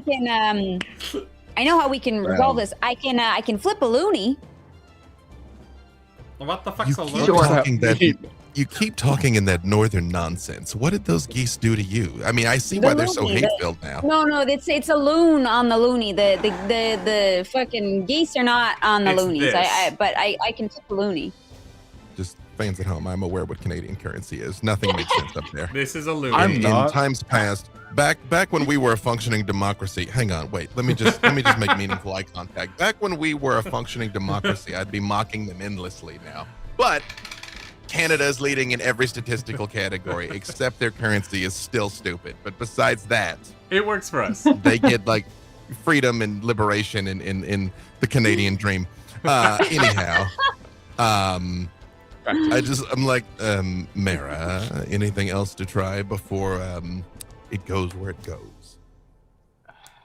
I mean, my concern is that if you target our golden friend and it goes awry, you could inadvertently blow up the Light of Ascension. But I also don't know enough about the Light of Ascension to know if that would destroy it or just, you know what I'm saying? Oh, well, that was my next question. He wants it badly, so why don't we just destroy it? But I guess that's off the table. So Well, I think, again, no. Yeah. So we could- I think that we have to get me into the Light of Ascension. That's the only thing I know. Is Okay. I have to get into it and ascend, so that something Okay. happens. well, then let me go oh. ahead and call an audible, and I'll try and destroy one of the things stopping that from happening. What? That May sounds- I make a suggestion? Absolutely. Please. Could we potentially hold the RPG in reserve? You're small. You're like a goblin, right? I I'm literally a imagine- goblin, yeah. The force of an RPG, we could kind of wrap you too, and then launch you in as a last ditch, What? as like a last No. ditch. I feel like the RPG is a first move, not a last. I have rocket boots. If once the shield Yeah. around the Light of Ascension is down, I can just Right. go. Okay, Okay, well, all right, then we'll shield, I guess. Shield, Craig, Dara, do you have shield? I have an arcane deflection spell. I don't have shield. no, I'm going to destroy them. Oh, okay. Storyteller. Yes. The lightning that hit us, was that magical or physical? The light thing that hit you. When? Lightning. When we The all lightning- got like nearly wiped out by a charitable donation. Oh, that was magical. Thank you very much. Excellent. Great. Well, anything else anyone else wants to do before I go announce our presence? The things that are shooting the beams of the sort of like corrupted light into the Light of Ascension, Yes. are they in any way, shape, or form moving as they are shooting those beams? No, they seem steady. Okay. Yeah, you can't see them yet. That's but all I had those to add. the whatever the 3 points of Okay. whatever that is being shot into this those do Okay. seem steady. Okay, so it wouldn't be like a gear that if we stop the gear, it stops shooting. That's fine. They're just Yeah. they're just out here. Yeah. All right. All right. Does anybody need? I'm just gonna look. Okay, before we go real quick, does anybody want to clear any stress or clear any hit points, or does anybody want more hope? We got stuff in reserve we gotta get rid of. Feeling pretty good at the exact moment. Oh yeah. Uh, I'm gonna just quickly like crack my rock knuckles and spend 3 hope to clear 2 armor slots. So I'm good. I'm good. Solid. All right. When we're in the thick of it, ask for it. I got 4 of these to give out. Fuck yeah, bud. Thanks. All right, B-Dave, how are you starting off the combat? I'm going to sneak as close as I need to sneak just to be able to see the statue. Ideally, I do not want line of sight with him. Hang on, wait, sorry. Ideally, I do not want line of sight. So if it's like I can kind of aim through the door, if he's on the other side of the door, that would be ideal. I will come into the room if I have to. Yeah, so you can get close enough. You can see one of these statues. There's like a weird scaffolding around it, and then there is a oval opening with a floating, like, slick of oil that's sort of transmuting and moving, and a beam of this oil is shooting out towards the center pillar. Floating in the air next to it is a slender manager. He is a elongated man in a black suit with a tie and a white shirt, crisply buttoned up. He has long, spindly fingers. Every bit of him is stretched a little bit too far, including the grin that rides up either side of his face. And his long fingers are steepled together as he's watching this oily sheen get projected into the central pillar here. New plan. I'm not going to attack the thing. I'm going to attack the person managing the thing. Correct? I assume this is a single shot. Yes, the rocket launcher does have a single shot in it. I'm like, and I am gonna hide because sneak attack doesn't say anything about how I attack. It also doesn't say that it has to be a living thing. It just says attack a target while cloaked.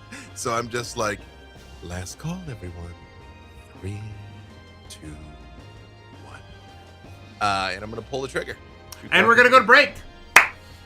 We will come back and resolve this rocket launch when we get back from our Hell little yeah. break. We're gonna take 15 minutes, y'all. Before we do, I've got to give away a couple things. So it's time for a Hero Forge giveaway. Time for a Dispel Dice giveaway.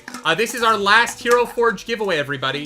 The final one. We will have 2 more Dispel Dice after the break. So let's do our last Hero Forge giveaway. Matthias B. Oh. Did you drop it back in there? Yeah, I think it's this one. No. Well, Matthias B, I found it. Matthias B, you won. Matthias B, you won the Hero Forge giveaway. Congratulations. That's our last one. Thank you so much to Hero Forge Minis for being a sponsor of this event.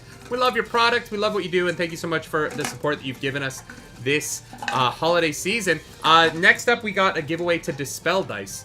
Dispel Dice. The winner is Cedric the Wise or Terrible. Cedric the Wise or Terrible, congratulations. Those codes will be in your inboxes soon. Thank you so much to all of our sponsors, Emberglow Gaming, Crescent Moon Alchemy Co., Darrington Press. We're going to take 15, and then we will be back to do the final fight with Matt GPT, the gold-plated dwarf. See you soon.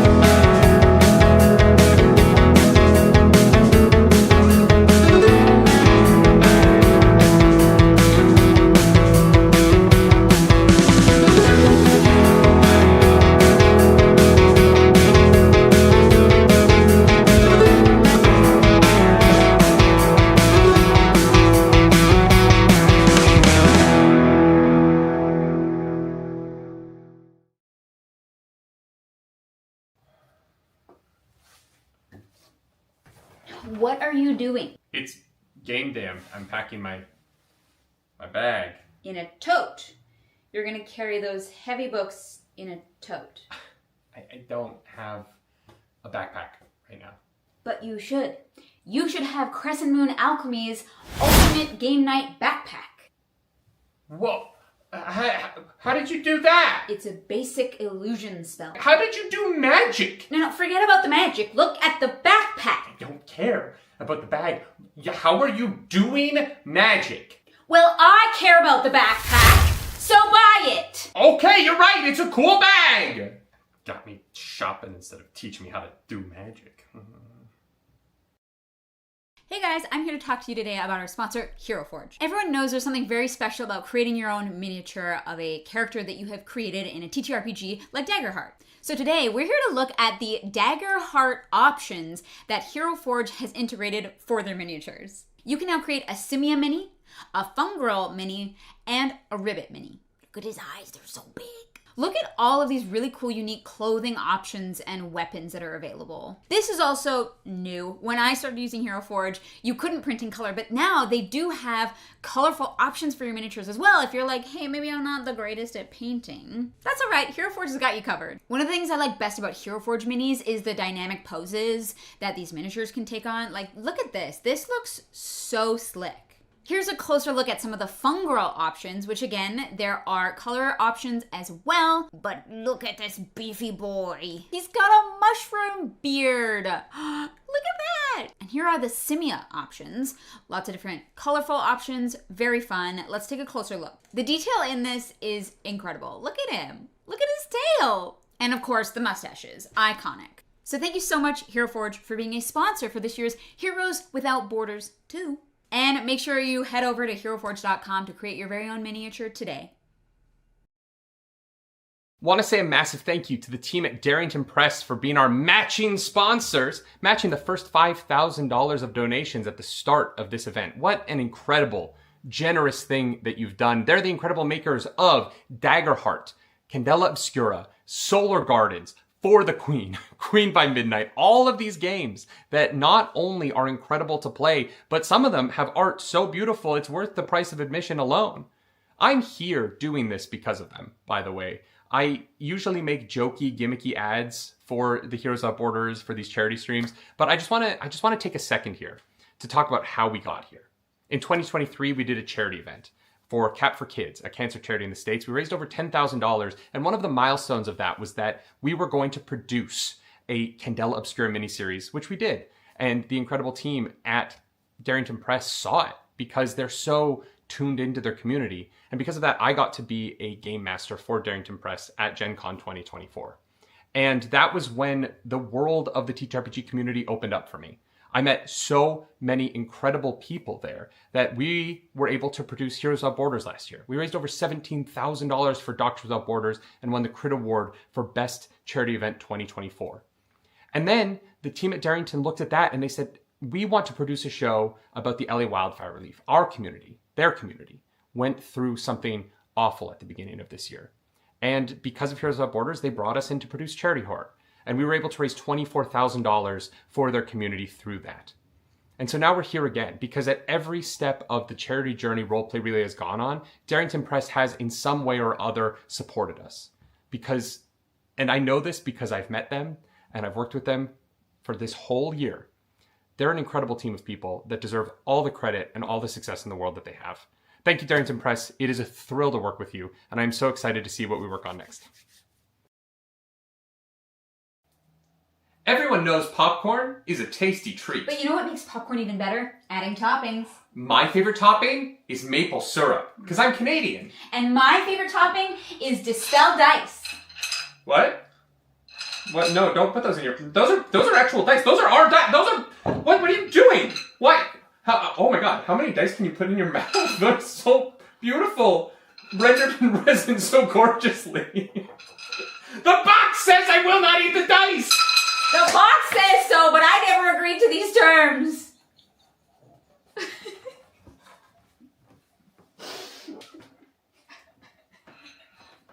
I think that's just it. I think that's just, yeah. Great. I don't think I blinked once.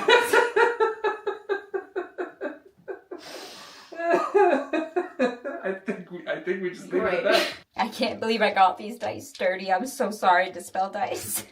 I hope it was worth it.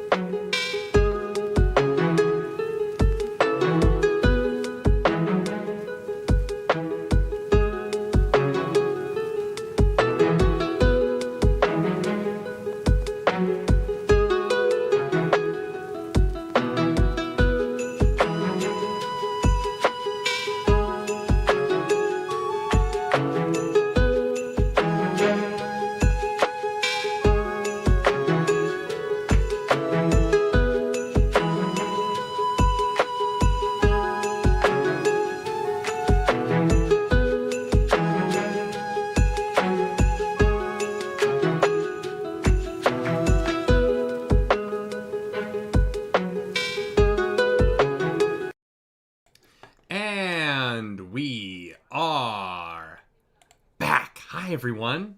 Hi! Hello! We're almost done. That's crazy. That's wild, hey? We're almost at the end of this event that's been going on for a month. This month-long event. Heroes Without Borders 2. John Roster, thank you for those biddies over on Twitch. I really appreciate that. Jabroni006, thank you so much for dropping $170 in... what a huge donation. We have officially hit... Wait. What? Jabroni!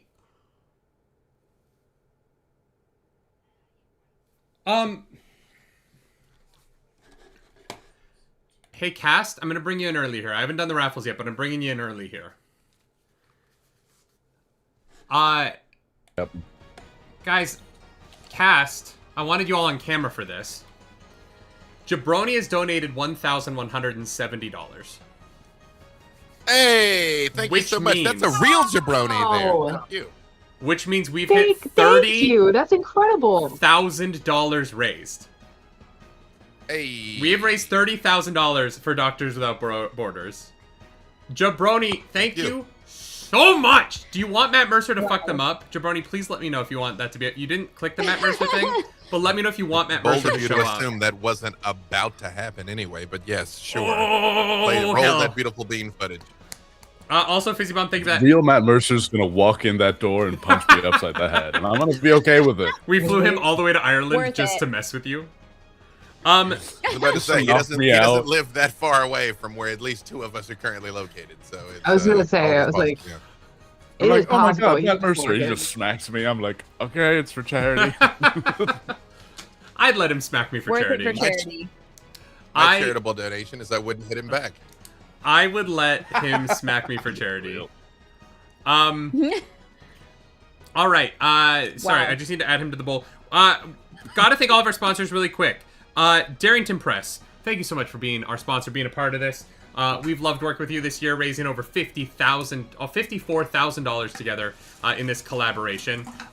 We also have to send a huge thank you to Crescent Moon Alchemy Co. We are going to be giving away one of their bags at the end of the stream, so make sure you stick around, watch this final fight.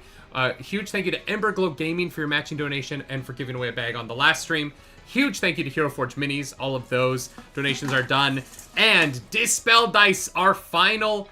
penultimate Dispel Dice giveaway. We have 2 more of those and a Crescent Moon Alchemy bag. This penultimate, my favorite word, Dispel Dice giveaway goes to Phoenix Iwali. Phoenix Iwali, congratulations. That's going to be hitting your email in the near future. I cannot believe we raised $30,000 for charity. Thank you so much. Dana Lou says we're seeing video lag on YouTube. Is the audio lagging behind the video? Is that happening? Because if it is, I don't know that there's anything I can do about it. So sorry. Yeah, 'cause we didn't do anything different. Like, nothing changed. So Yeah. that's interesting. But let's get into this final fight. Cass, are you ready? B-Dave, you have clicked the trigger of an RPG launching at one of the Slender managers.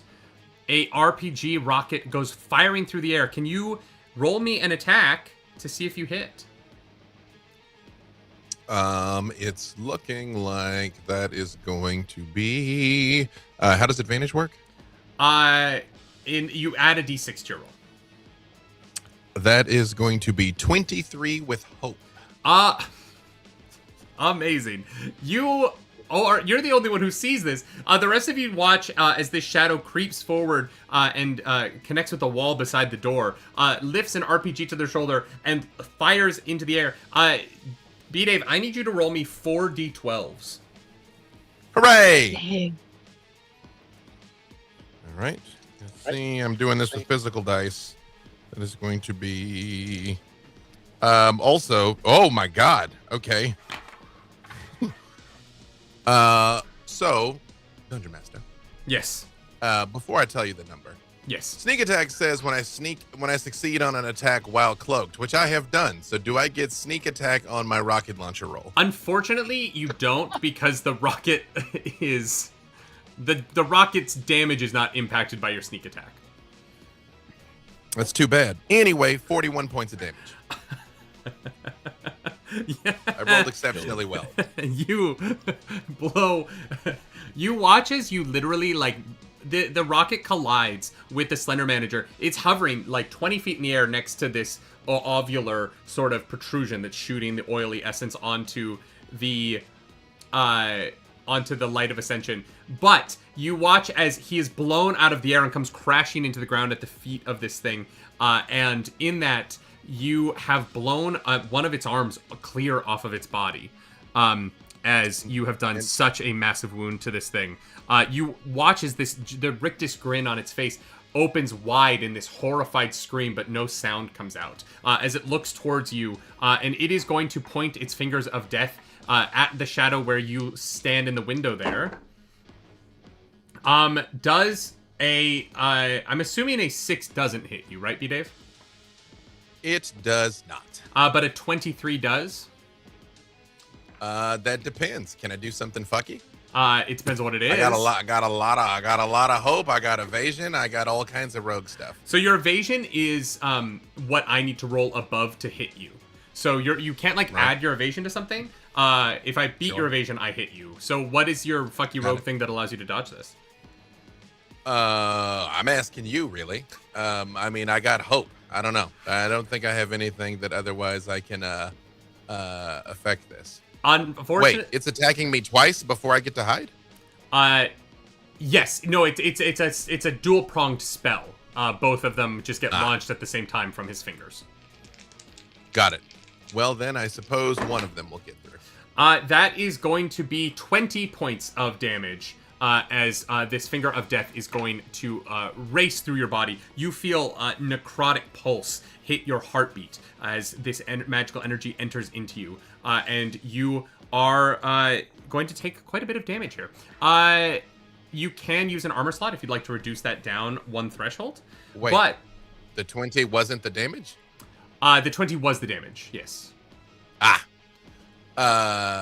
can I hide? Yeah, if you'd like.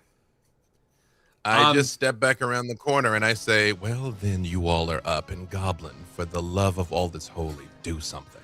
I'm doing my best, man. And he ignites his lightsaber, and he has his purple lightsaber You don't at have the to ready. do your best. You have to do what is required. All right. Well, if something comes close to me, I'll try and wave. I'm 2 weeks old, man. I am doing my best. Go towards it, friend. Go towards it. You guys get that shield down, and I will rocket boot in. You're not catching what I'm saying. Also, Bard friend, any of those inspirational words you were throwing around might be of some use now. I think the way that you shot that thing and it blew a guy, I really tried not to laugh when there was a lot of blowing going on. You're doing amazing, King. Keep it up. We've all been. We love it when we blow a guy, you know? Blew a guy up still means blew a guy, okay? I'm weird, you're weird. I'm grievously injured, and if both of those attacks had hit, I'd be dead already. Just putting that out there. Awesome. Yeah, you can clear a hit point. Yeah. Then I'm like, well, then after you all, I'm gonna go and finish my conversation with that guy in a moment. I just love that your inspired words was, I love the way you blew that guy, and your friend got healthier from it. I found it very inspiring. It's good to have a healthy sex life, you know? Not with the Slender Absolutely. Manager. Not with the not with the Slender Manager. What them long arms do? I wonder if everything's as big as the smile. Let's find out. And it's the rest of y'all's turn. What would you like to do? Okay. Quick question. So, Slender Manager, any visible weapons on him? The Slender Manager, you haven't seen him yet. Only Beative has seen him, because he was... So, like, Okay. Beative went right up to the door, and he was along the wall to the left. Okay, awesome. Then I'm not gonna move. I'm not gonna do stuff until I get a bed. All my stuff is battlefield control. Mm-hmm. I'm staying back. I'm moving with the group. Great. So I'll let other people go first. If I might make a suggestion, friend, I think we're about to Yeah, get a hit me. significant response from all three of those things and our final target. So whatever you plan to do, you may want to do it. I mean, there's nothing I can do much right now. What I'm thinking of is if I see someone with a weapon, I have something that I can lock an item in space, so I can maybe try to like take a weapon away from someone by being like, you can't move that sword from that spot in space anymore. But until then, there's not much I can do right now. So I'll let everybody else do what they want to do, and I'll see how the cards lie when we Great, get Katie, back around. Claris, who wants to move in and get this started? I have a thing that I can do if that's okay with you, Claris. Yeah, please go for it. Okay. So Mara will head down the hall, and whatever the opposite side that Gloom went to, I'll look at that one. Right? And do I see the same sort of like Slender Man Yeah, situation? there is a Slender Manager hovering next to this ovular sort of head that is shooting the oily essence up into the light of ascension. Okay. I would like to do some nonsense, if I may. That's all this game is. I would like to cast Towering Stalk. Okay. But what I would like to do is I would like to cast it out of the wall. Oh, okay. Yeah. Like, so basically from point, like if there's A, B, C, I want it to come from point A to point B, with the idea that I'm fucking up one of the shiny things, Yes. the oil shiner, and then also attacking the Slender Man at the same time. Does that make sense? Yeah, roll an attack for me. Okay. It's going to be a spellcast roll. And that'll be a 15 with hope. Unfortunately, that you watch as your spell shoots out of the wall, and it is able to connect. Was that a fail? It's a fail on one, success on the other. Oh, interesting. Yeah, because she's trying to hit 2 targets with this stock, so it's going to hit one but not the other.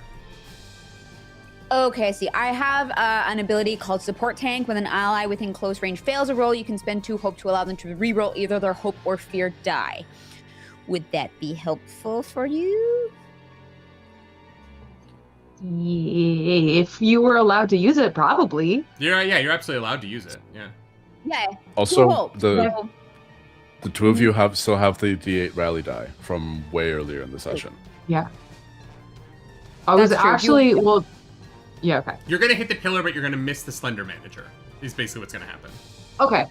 Yeah, that's fine. As long as if I hit the pillar, that's fine. That's fine. Great. Amazing. Roll damage for me.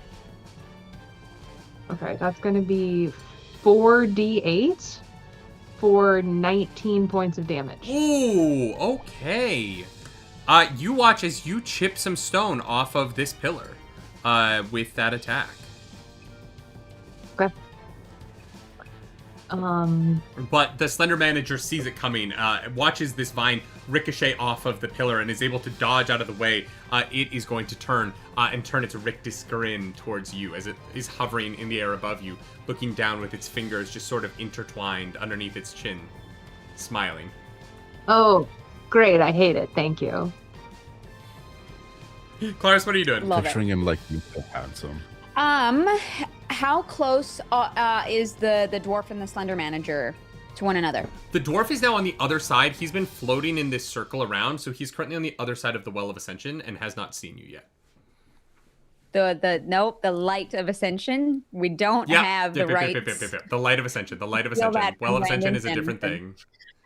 Sorry, Brandy. Okay, so they are not very close. No, they would be far range right now. Okay, but he is moving, and it looks like he might go back to being in very close range at a later moment. So very close range is within 15 feet. So, you would have to close in with him, but you could eventually. For sure. Yeah. I'm saying, sorry, my question is, you said the dwarf guy is like moving around. Yeah. So does it look like he might come He will come back around, yeah. Great. Okay, then, great. Then for the moment, pardon me, how far away are we? Am I able to get within melee range if I charge in with either one of them? Yeah, you would be able to get melee range with one of the Slender Managers. Great. Then I'm doing it. Which one do you want to go, left or right? Yeah. I'm gonna go. What direction is the dwarf moving in? Clockwise or counterclockwise? He's moving clockwise, so he will be closer to the one on the right when he comes back around. Great. Then I'm gonna move towards the one on the right. Orky Gecko, thank you for dropping that hope for Craig. Yes. Thank you, Orky. I appreciate that. And also, just a thank you to Fizzy Bomb, who gave us $10 over the break as well. Appreciate that. Yes, Fizzy Bomb, I did put your You thing. Fizzy Bomb. I put your thing Hell in the yeah. ball. Yeah, so I'm gonna take out my battle axe Let's and charge at the Slender Manager on the right. Yeah, so he is currently floating in the air, so you are going to have to bring it up at him, but because of the range of your axe, because you're so tall, you would be able to get him in range. Okay, cool. Yeah, I'm like over 6 feet, so... This Slender Manager just had this giant vine rip out of a wall towards him, dodged out of the way, and then a 7-foot-tall dragon made out of stone comes barreling through the door with an axe. Roll your attack for me. Hell yeah. Let's do it.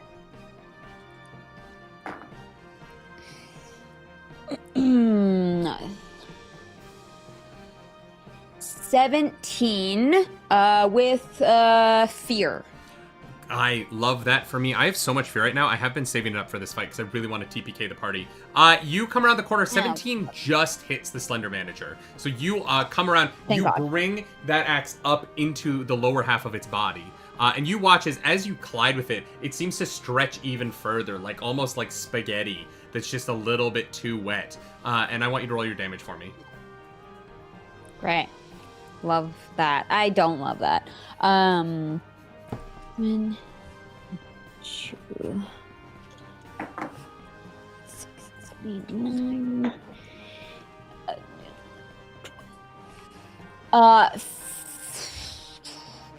19 points of damage. Maze, you're going to do a major wound to it. Doing 2 hit points as you swing your axe up into its lower half. And you drag, as you bring your axe down, you watch as this character, he feels so light as you kind of go through your swing. He gets dragged down to the ground with your swing and is now on the ground level with you. As you do that, floating around the Light of Ascension, Matthew Mercer, as a dwarf, comes around and he rather than having his back to you and facing the Light of Ascension, he has fully locked in that you are now here with him. As he looks down at you all, and he says, "Oh good, you've arrived. And you brought smoking glue guns with you. What a gift. Are you sure you'd like to pursue combat with us? If you give us the goblin, I'll let you pass. And you can be created and live whatever life is left for you before the artificial imaginations take over that plane too. But know that this is inevitable, and there is nothing you can do about it. You could live a good life now, or you can die." See, excuse me, sir. Thing is, I am undefeated in any wars that I've partaken in, so I think we got pretty good odds, actually. Well, if that's the choice you'd like to make, and he is going to blink out of existence and appear right in front of you, and he is going to swing his hammer down on you. Does a 12 hit? Yes. Great. I gave you the option, and you chose death. I hope you know that. He is going to deal 27 points of damage as he's going to slam his hammer down on your head. Great. I am going to... so my lovely tier 4 item here is the full fortified armor. When I mark an armor slot, I reduce the severity of an attack by 2 thresholds instead of 1. So I'm going to take no damage and Fucking use Guardians. 1 armor slot. Fucking Guardians are so stupid. I hate you so much. All right, I'm going to spend a fear to keep going here. The Slender Manager is going... the Slender Manager that had its arm ripped off by the RPG is going to get to its feet, and it is going to grab this, like, sparks as it draws its hand through the air, and it's going to fling them towards the door, and you're going to watch as the entire hallway becomes engulfed in flames behind you. Anyone still in the hallway, which I believe is just B-Dave, Katiosaurus, and Smoking Glue Guns, you are going to immediately mark a stress from the temperature in here. Or no, Katie, Okay. Did you step into the room to cast your spell? I did. So that you wouldn't mark a stress here. It would just be, I believe, B-Dave and Apollo, are the two with Smoking Glue Guns. You're all going to mark a stress immediately because you're still in the hallway. And then if you continue to stay in here on your actions, you will take damage. And that's going to be that Slender Manager's turn. The other Slender Manager is going to look down at you, Katie, from where you attacked with your thorn, or with your vines. And it is going to attempt to do the same thing right back to you. It is going to drag, where you brought out vines, it is going to bring out this very false equivalence of it, which is this like metal rod with barbed wire for leaves. It is going to drag that through your body. Does a dirty 20 fine. hit you? Yeah. You are going to take 25 points of damage as you are going to get run through your side by this barbed wire vine as it passes through your body. I would like to use I Am Your Shield. When an ally within very close range would take damage, you can mark a stress, stand in the way of them, and make yourself the target of the attack instead. Yep, you can do that because you're the worst class in Daggerheart. Are you sure? You don't have to. I got hit points. This Okay. is her full build. But so do I. She's here to Okay, do this okay. to me. All right. I do have a question. Yeah. So where we are in the room, Matt Mercer dwarf, Mhm. does he have a line of sight on smoking glue guns at all times, the way that this room is set up? No. So basically the way the room is set up, here, let me just draw this really quick because I think that I can make this make sense much faster. Basically,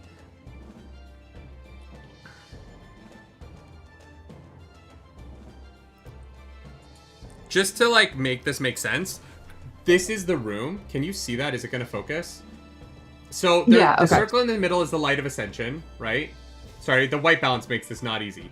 And then the triangles are the three pillars, and then down this opening down here is the door, right? Oh. Okay. That's fine. So We got if you're on the other side of the light ascension from smoking glue guns, he wouldn't have line of sight, but from most of the other Okay. points of the room, he would. Okay. Okay. Because smoking glue guns is outside of the room still, right? He's currently in the hallway, yeah. Yeah. Okay. Let me know when I can do something. Absolutely. Yeah, I was gonna say. I also have. Okay. If if Dwarf Matt Mercer is focusing on us, I think I'm just gonna say we may as well try. And first thing I'm gonna try is I'm just gonna run up and try banish him. Great. So you're gonna run into the room. Yeah. All right. Durag is gonna try and banish Matt Mercer. What's the roll here? Okay. So banish. I'm gonna make a spellcast roll against target with close range. What is the difficulty for this? I will tell you right now. Why doesn't it tell me? Okay, so it's spellcast roll against the target. So I'm assuming I'm trying to hit their evasion. Yeah. I assume that's what I'm trying to hit. Okay. So add +5 to this. 15. 18. That is going to hit. Thank you. The slower you, the more you slow down your narration, I was like, we're cooked. I gotta use a couple success, of the DM tools. You know what I mean? I gotta bring them out of the bag. Full respect. I'm sweating. On a success, I'm gonna roll 5 d20s. The target must make a reaction roll with a difficulty equal to the highest result. On a success, they just mark a stress but aren't banished. On a failure, they are banished from this realm.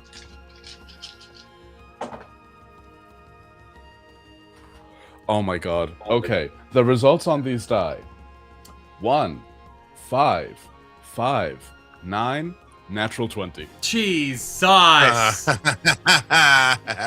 So this is how this works, all right? If I roll a natural 20, he stays. If I don't, he leaves. Every time you roll a fear with fear, he will have the opportunity to come back, and it will go by one less every time. Yep. There is more.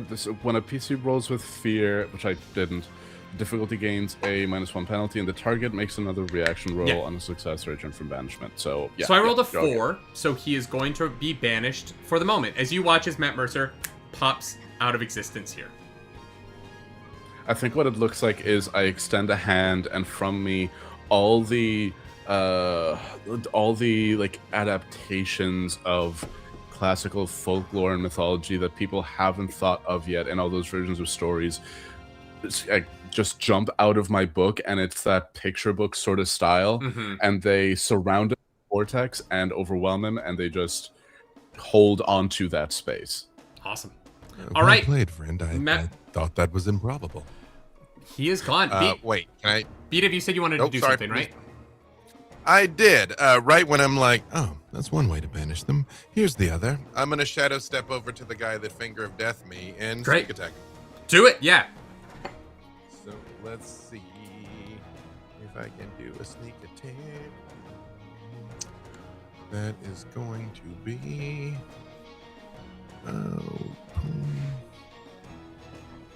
That is going to be a dirty 20 with hope. Whoa. Okay. Yep. That will hit. All right. Imagine if I was like, nah, you miss. He's fine. Well, we got other options here. That is going to be 29 points of damage. Damn. Okay. That's with your sneak attack damage? Yeah, that is the sneak attack. That's everything. He looks deeply fucked up as you draw your blade into him. However, he is very aware of the fact that you are there. I'm going to spend a fear. Well, good. I was about to say, because I'm going to shadow step away, because it's not tied to my action economy. I'm not going to be there, but we can do this however you say. But I am spending a fear to have him Great. attempt to arcane lock you within melee range of him. Okay.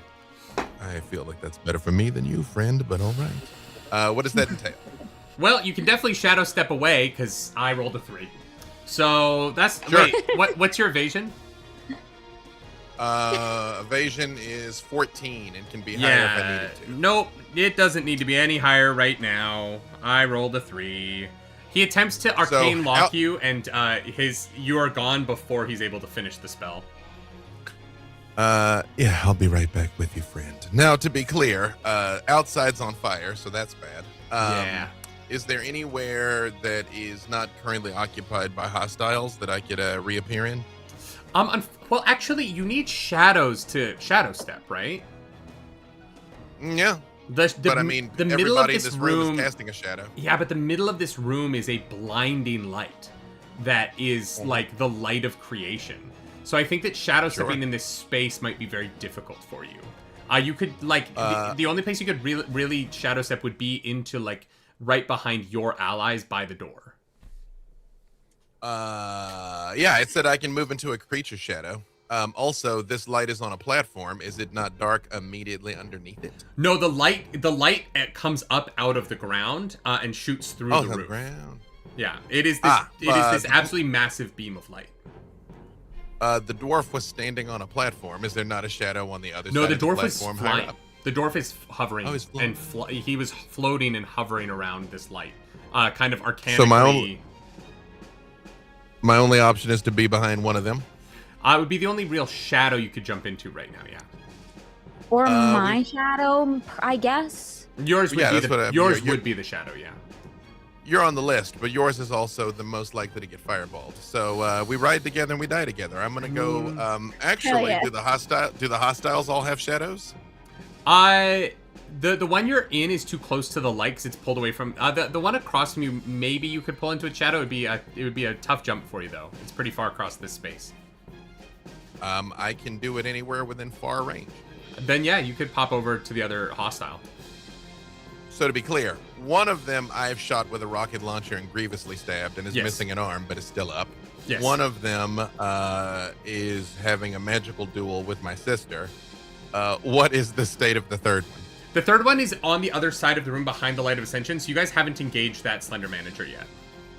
They're still hovering. I'm going to appear behind that one, but I'm not going to do anything. So I should still be cloaked. I'm just going to go over there. So they're up in the air, so you could appear in their shadow. They don't really have a shadow that you can appear in on that side, right? Because they're kind of just hovering in the air. So there's not like there's not a harsh enough shadow on anything in their immediate vicinity that you could jump into. So you can either jump into the one that's currently engaged with Craig. You can either kind of jump directly between the one engaged with Craig and Craig, or behind Craig. But Craig and the one are in melee combat right at the front of the room here. I thought Craig was fighting the dwarf and my sister's fighting the other The dwarf got booped out of existence. Oh, yes. So Dwarf the only exist. other... Wait, so is the one that Craig is fighting and the one my sister's fighting the same? Mm-hmm. Yeah, they engaged because Craig took the blow with... I'll go behind that guy. Great. Wonderful. And you know what?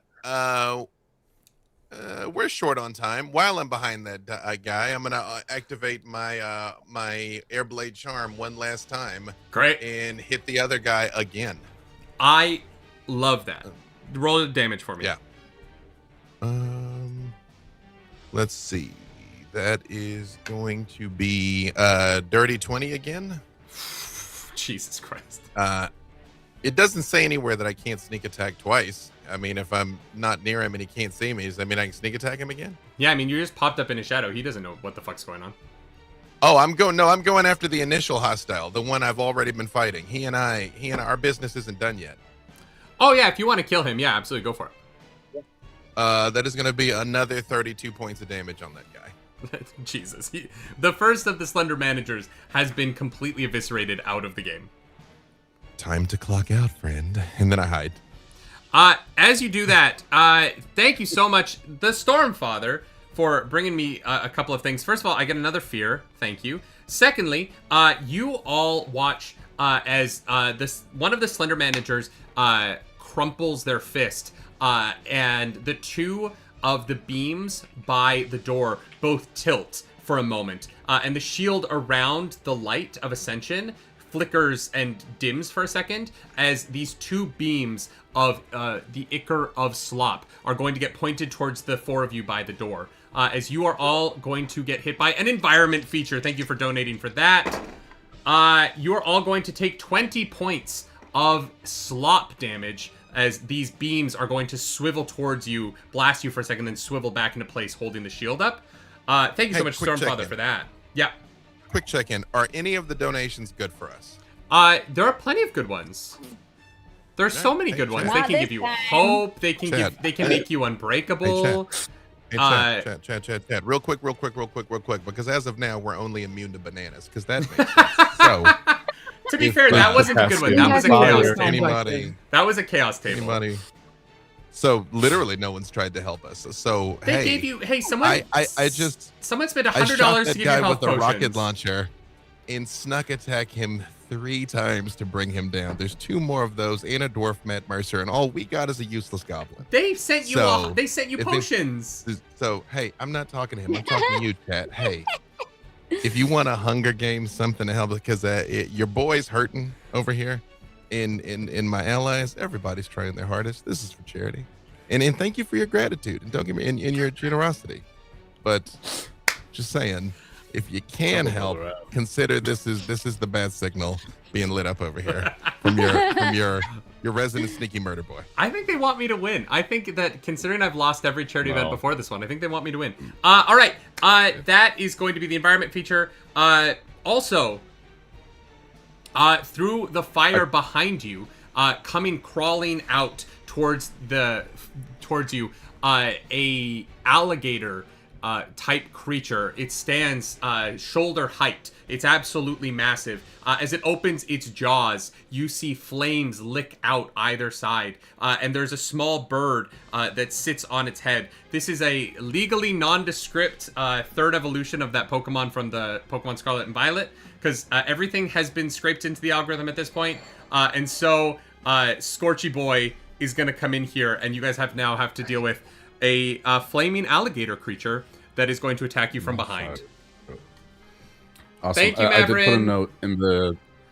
I put a note in the Discord just for on a self rules lawyering note about how Mercer returning works. Yep. I'm keeping track of it. Yeah. Awesome. I'm scared. So with that, I'm gonna pass the spotlight back to you guys. Who you now have? One of the Slender Managers is down. However, there is a flaming alligator creature that has been summoned by chat. What would you like to do? Smoking glue guns. Screaming glue guns. Oh, that's dark. Smoking glue guns also is going to run into the room, holding the lightsaber because he's been chased out of the flames by this alligator creature. You said that the oily light was pointed at us, not at the Ascension, right? Could we just throw them in? No, because the one in the back of the room stayed locked in, so the barrier got lessened, but it was still in place. 2 of them got turned towards you to attack you. As a donatable environment feature. Sorry, please. I have like 2 things that I can do. One is immediately useful, and one might be useful later on. I love it. I don't. I would do the immediate one first, because if you roll with fear, my alligator is going to bite you. Oh, you're My right, you're sister, right. do you have any life experience that might be relevant? Because I might be able to help you. I mean, I think I can take down the alligator for us, dear brother. Groovy. But It's not clear to me what I can do with hope. It says I can help my allies apply their life experience to challenge, empower their spells or abilities, and I have 6 hope over here, and I'm like, You guys can do a tag team attack. I don't know if you guys know about tag teams. Tag teams being that you would tag team attack something. One of you has to spend 3 hope to do it, and then you both roll, and you get to choose which roll you take. But if it succeeds, both of you hit. okay. I don't know. Does anybody else have any good ideas? Is there a mechanism to close the door so the alligator can't come through? The alligator's already halfway through. You wouldn't be able to stop it at this point. Oh. It was donated by chat. Okay. I'm not gonna let you just hand wave it away. Damn it. That's fair. That's That's fair. Respect. completely valid. Do these statues that have the oily light? I don't like oily light, as it doesn't feel right in the mouth. Anyway, It's not supposed to feel right. the It's a oily bad light- thing. Thank you. Right, You're right. You're so right. Great job. Mouth oil erasure there. That it's Mouth. You know what? Maybe I am erasing it, and that's something I have to unpack in therapy. The statues. I don't know. The statues. Do they look very flammable? Not particularly. They are stone, but you're fairly certain that your magical fire would probably be able to damage most things. Okay, because I don't have much in the way of damaging spells, but I can put up a wall of fire again, and if I can just... Could I call an audible? Might I make a suggestion for it? You can absolutely wall of fire. What Hit me. are you saying, B-Dave? If ever there was a time you should be a werewolf, that time is probably now. Sick. I would also say, I'm just throwing out there, Mm-hmm. glitter, super flammable, very dangerous to have near flame. Just throwing that out then there. I'm fucked. I've just been dumping glitter all over the place for the last. No, what I'm saying, like, you could like Molotov cocktail your butt glitter and like throw it at the Okay. statues. Okay. What if we do a You'll tag team? I fart on have the 3 hope to statues. spend. So, I got 3 hope Yeah. to spend. Are you gonna poop the glitter onto the Timbits and then launch the Timbits as flammable grenades at the statue?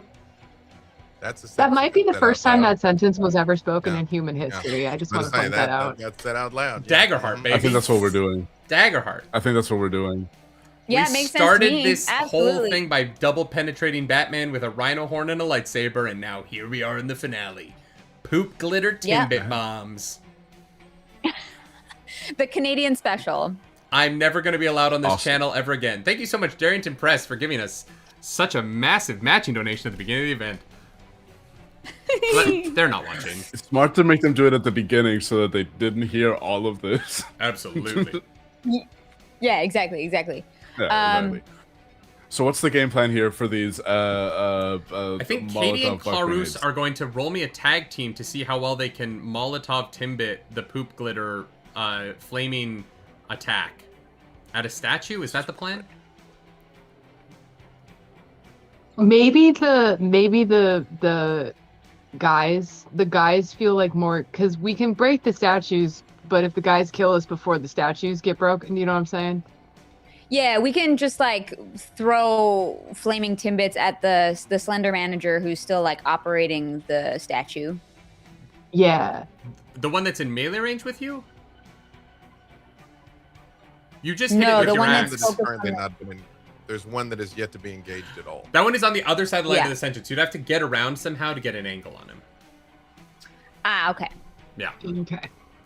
What's Well, the plan? then maybe we can just do. Okay, so when I was a kid, I had Shrek for the Xbox, and something you could do was like eat chili peppers and fart, and then use the chili pepper burp to light the fart on fire. So if I just like out some glitter in the Slender Manager's face. Can you just light that up? Yeah? That's also a Yeah? sentence that got said out loud. What a tag team. Original sentences. Roll me. Both of you roll your duality dice, and if one of you succeeds, you're gonna poop glitter methane bomb this guy. Hell All yeah. right. We love to see it, honestly.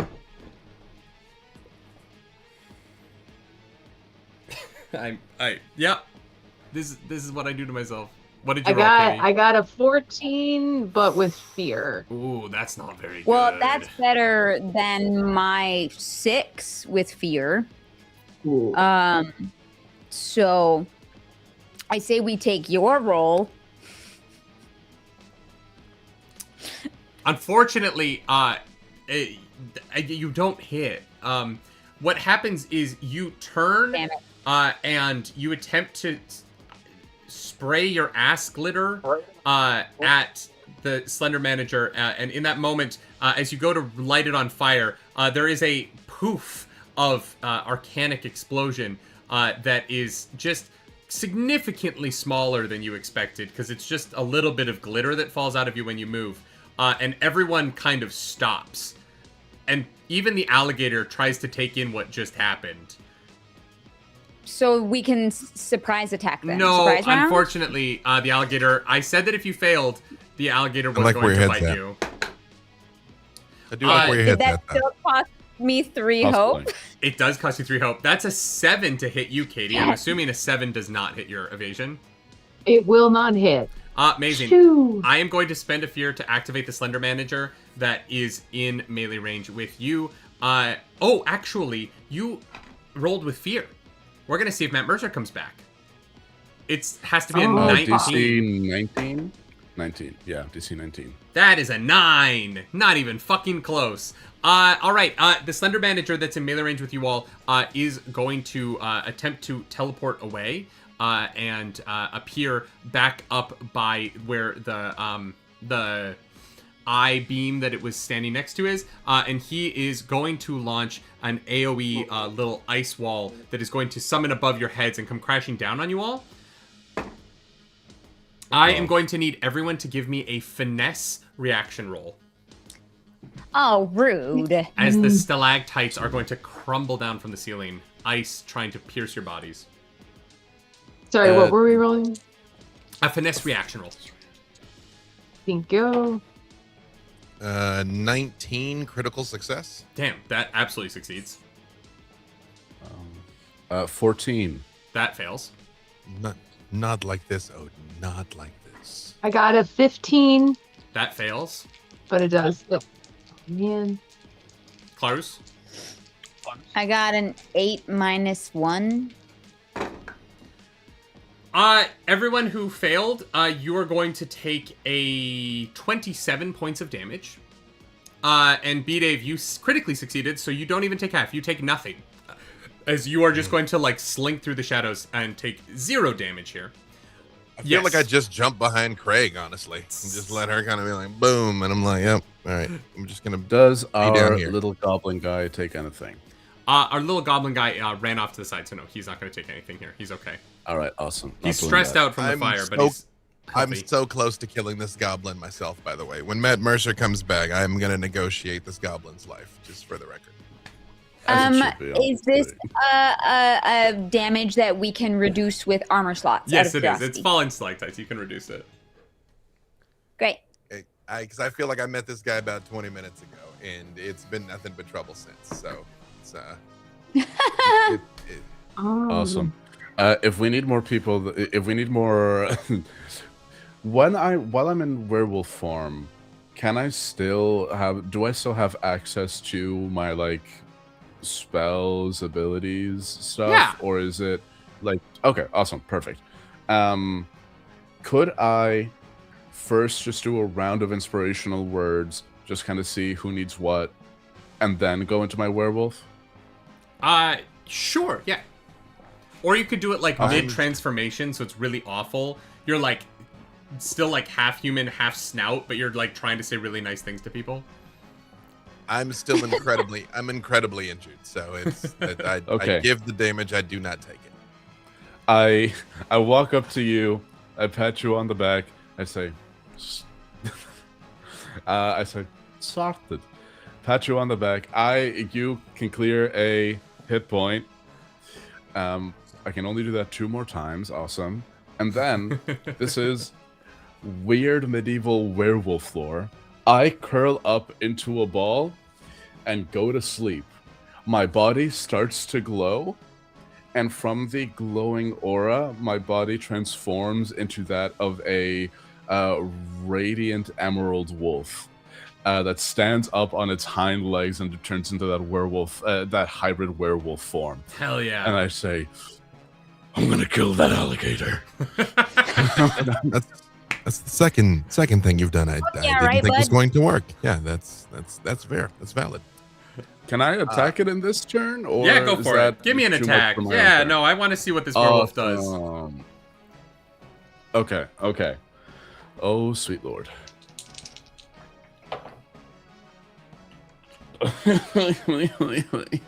Okay. Well, because I turned into the werewolf, I'm gonna mark a stress. That's awesome. So I rolled it's a little bit confusing here. Mark stress. While in this form, you gain a D10 wolf die that you add to all attack and damage rolls. Okay, so let me add that D10. 10. Okay. Does a 16 hit Flame Crocodile? It just hits. Thank you. And this attack is like a claw attack on it? Yes, it's a claw attack. I did roll that with fear, by the way. Oh, so thank DC goes down to an 18. You succeeded with fear, though, which activates Matthew Mercer's ability from the first part of the finale. I'm going to roll a d6. On a 1, 3, and 5, you hit an ally, and on a 2, 4, and 6, you hit the alligator. That's a 5! Katie Soros, unfortunately, you're the closest person here. So, Apollo, you're going to roll your damage, and you're going to deal that to Katiosaurus. Awesome. That's why it's a $500 donation. Thank you, Crescent Moon Alchemy Company. 4d10. 4d10 is coming your way, and I'm so sorry about that. Okay, you know what? Just roll really bad. You know what? Don't do good. My guy. Why won't you listen? That's 22. That's 25 damage to you. Okay. I do die. I am your shield. I do perish. I do just perish in that moment. I just die. I'm dead now. Rip me. Well, no, Claris can save you. Claris can save you. I got you. I mark a stress and I take. You said it was 25? Oh, yeah, that's minor damage to me. I will take that. 25 is minor damage? That's wild. What's your threshold? 26. And what's your major threshold? 51. Wow. All right. Matt Mercer's going to roll to come back because you rolled with fear. That's another 4. I've rolled a 4 every time for this. How is that possible? Unfortunately, you also rolled with fear, so it's my turn. So that alligator is going to attempt to chomp down on this werewolf. We've also got some donos. That's a 16 to hit. Well, it doesn't do anything to my evasion, so yeah, that's gonna hit. Oh, looking good. That is going to be 22 points of damage. As these fiery jaws, it's slam down on you, and then you feel as the jaws close on your body, the teeth begin to erupt flames into your wounds. As you are also going to mark 2 stress on top of taking that damage.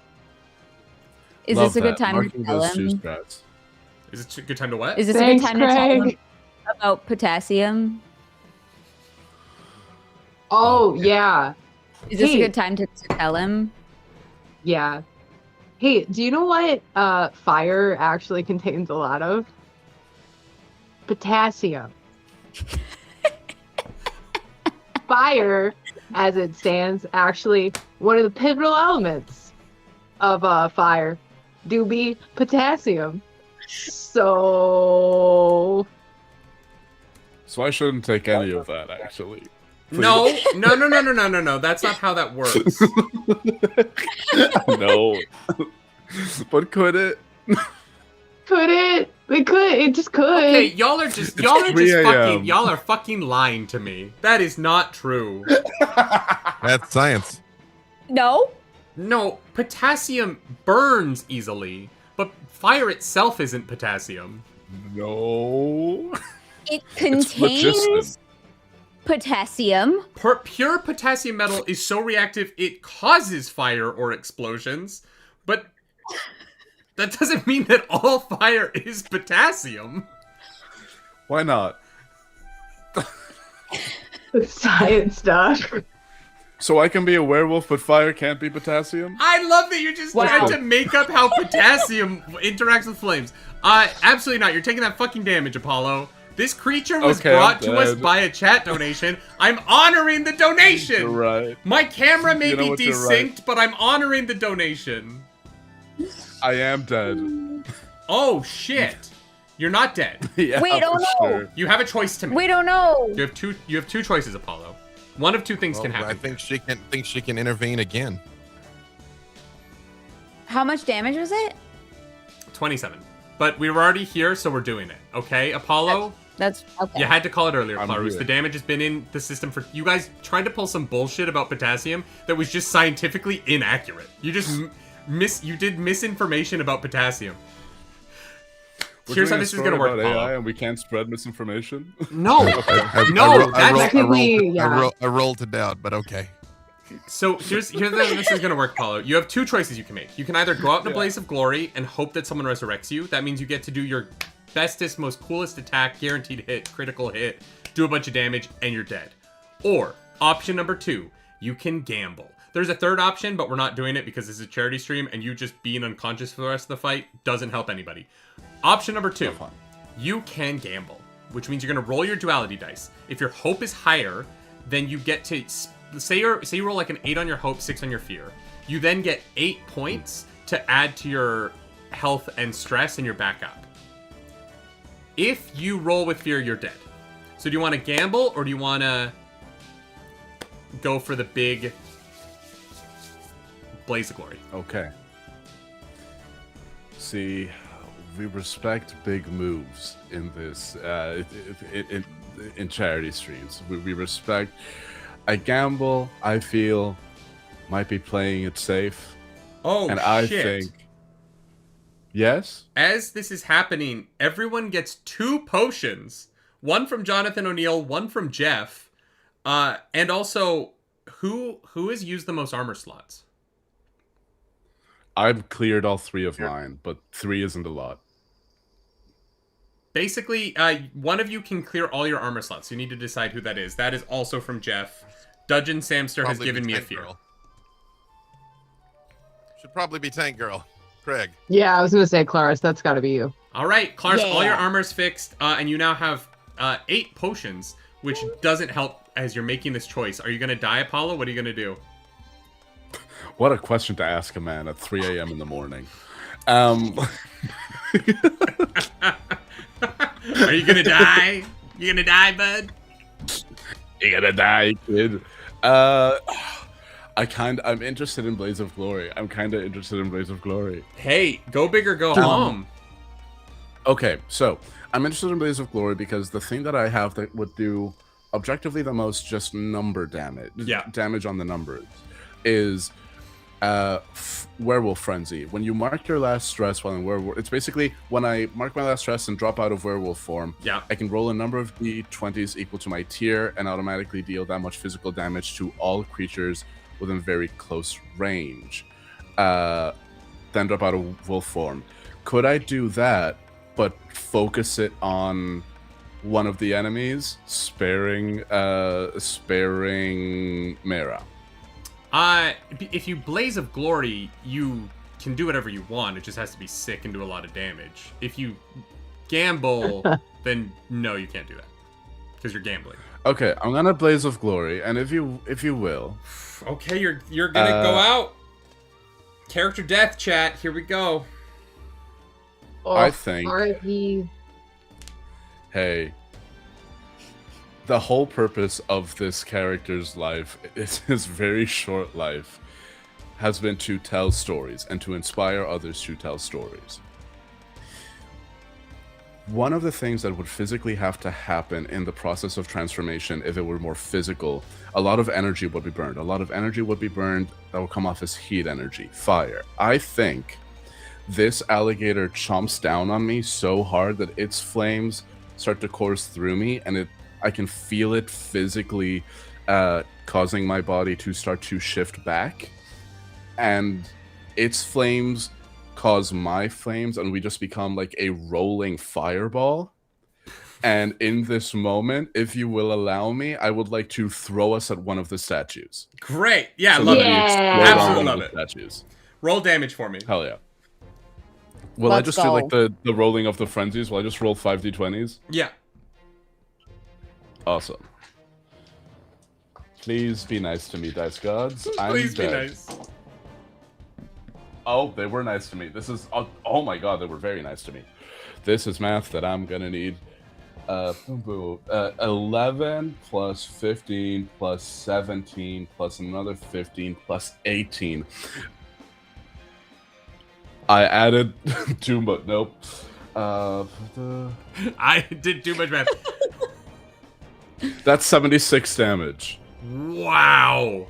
Holy shit. You watch as the statue that had been previously cracked by Mara, you watch as this alligator and this werewolf clamped in that alligator's jaws spring up out of the ground and with like arcanic missile-like precision launch towards this pillar of stone and oily goo. And as they collide, there's a massive explosion. And you watch as the flames rip up through the oily substance that is being shot into the light of Ascension, and burning away a layer of the protective shell around the light of Ascension at the center of this room. This pillar is completely obliterated. The large ovular floating stone at the top clattering to the ground and shattering all over the Slender Manager standing there agog at the damage you did, as unfortunately our character has died. If I may, I Absolutely. think in the flames and the explosion, it's like fireworks, and written in flames in air, it's just, we got this. As you look over at this message, we got this, you see standing amid the flames underneath this explosion, Derrig, at full health and full spell slots, full armor slots, full everything, because the Stormfather donated to bring you back, brother. You're alive again. The real MVP. The real MVP. I stand, I'm like, what the hell just happened? I'm sobbing, I'm still on fire, I'm like, okay, You are the real awesome. MVP, Stormfather. All praise be the Stormfather. As Crazy. you are still alive, because I can't have anything nice in this game. Fuck the DM. All right. Well, Blaze of Glory is always Alright, hope. So, it's y'all's initiative. Who wants to go next? I would like to do something. Do it. So, there's still one of these things that is unengaged. One that has been hurt, right? Yeah.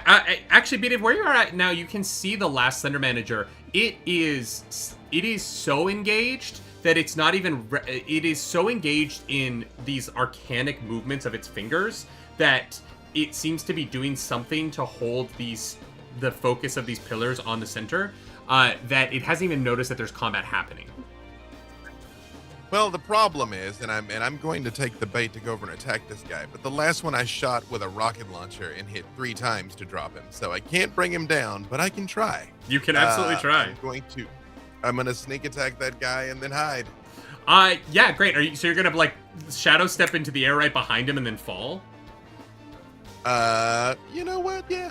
He's floating in the ground, so But- that's what you would be able to do. How high in the area? How high in the air is he? He's like 15 feet in the air.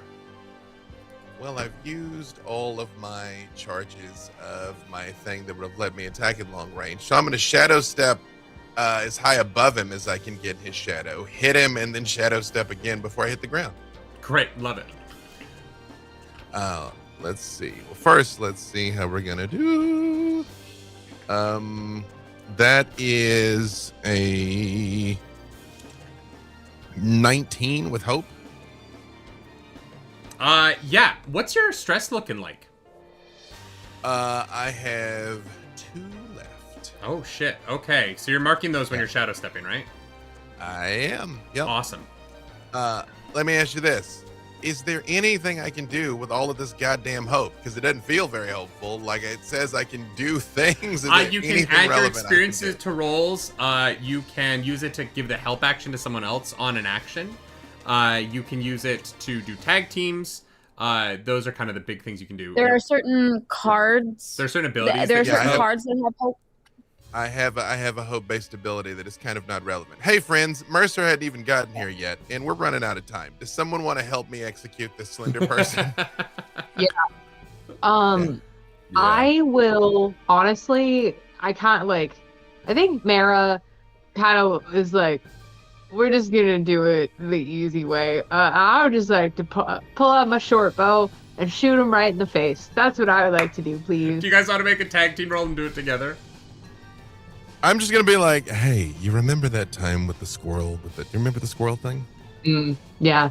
It's okay. Hang Okay. on, here we go. Yep, and then I'm going to appear above him, gack him, and then That's disappear. and honestly, I got a 20 with hope. So if Amazing. you, Mine was 19 with hope. Yeah. So Well, those both hit, so Right, both of you roll damage for me. As he gets kind of skewered on either side, knife in the back and an arrow to the throat, as you guys are going to both attack simultaneously. I did 19 damage. Amazing. I did. Hold on. I did 27. Oh my god. Okay. Well, as you shadow step away, spending 2, you have to spend 2 stress to do this, B-Dave. This last Slender Manager unlinks from the orbs, and you see they are still shooting the oily essence toward the center. However, it's not nearly as focused. There's only 2 left, and the ability for them to move these and use them as weapons at you is gone because no one is currently focusing on the control of them. Congratulations on that. As he looks deeply fucked up. That was with hope. So who, Apollo, Claris, would either of you like to make a move now? Vi just donated to give Dara hope. So thank you for that. Okay. Oh, thank you, Thank you so Vi. much. So yeah, Apollo, if you want to, if you want to do something, please feel free. I mean, I think I come back, I immediately fall back asleep, go back into my werewolf form. I come back from there, I'm like, night night. Come back up. Whoa. I love that. Hell yeah. Hey, if it works, it works. Yeah, I'm just happy to attack. Do you want to? Is there anything that we can do to increase our damage chances? Do you want me to focus on just like going for maybe like the pillars, the statues? I can just be a werewolf running around the. Well, the statues aren't gonna kill us, so bring down this slender person. All right, I'll do that. I'll just yeah, I'm gonna just try hit it. Hit it. Just hit God, it. imagine if I die again. I'd be genuinely genuinely kind of funny. Okay, that is a 17. That is an 18 with hope. Fear by mistake. Jeez. Thank God it's not fear, because you might have hit Clarus. Yeah, roll your damage for me as you connect with the one center manager that's still over by the door. That's just sort of staring at you, smiling, but it looks so pained behind the eyes, as if it just wants to die. I look at it, I'm like, are you also doing a post-grad?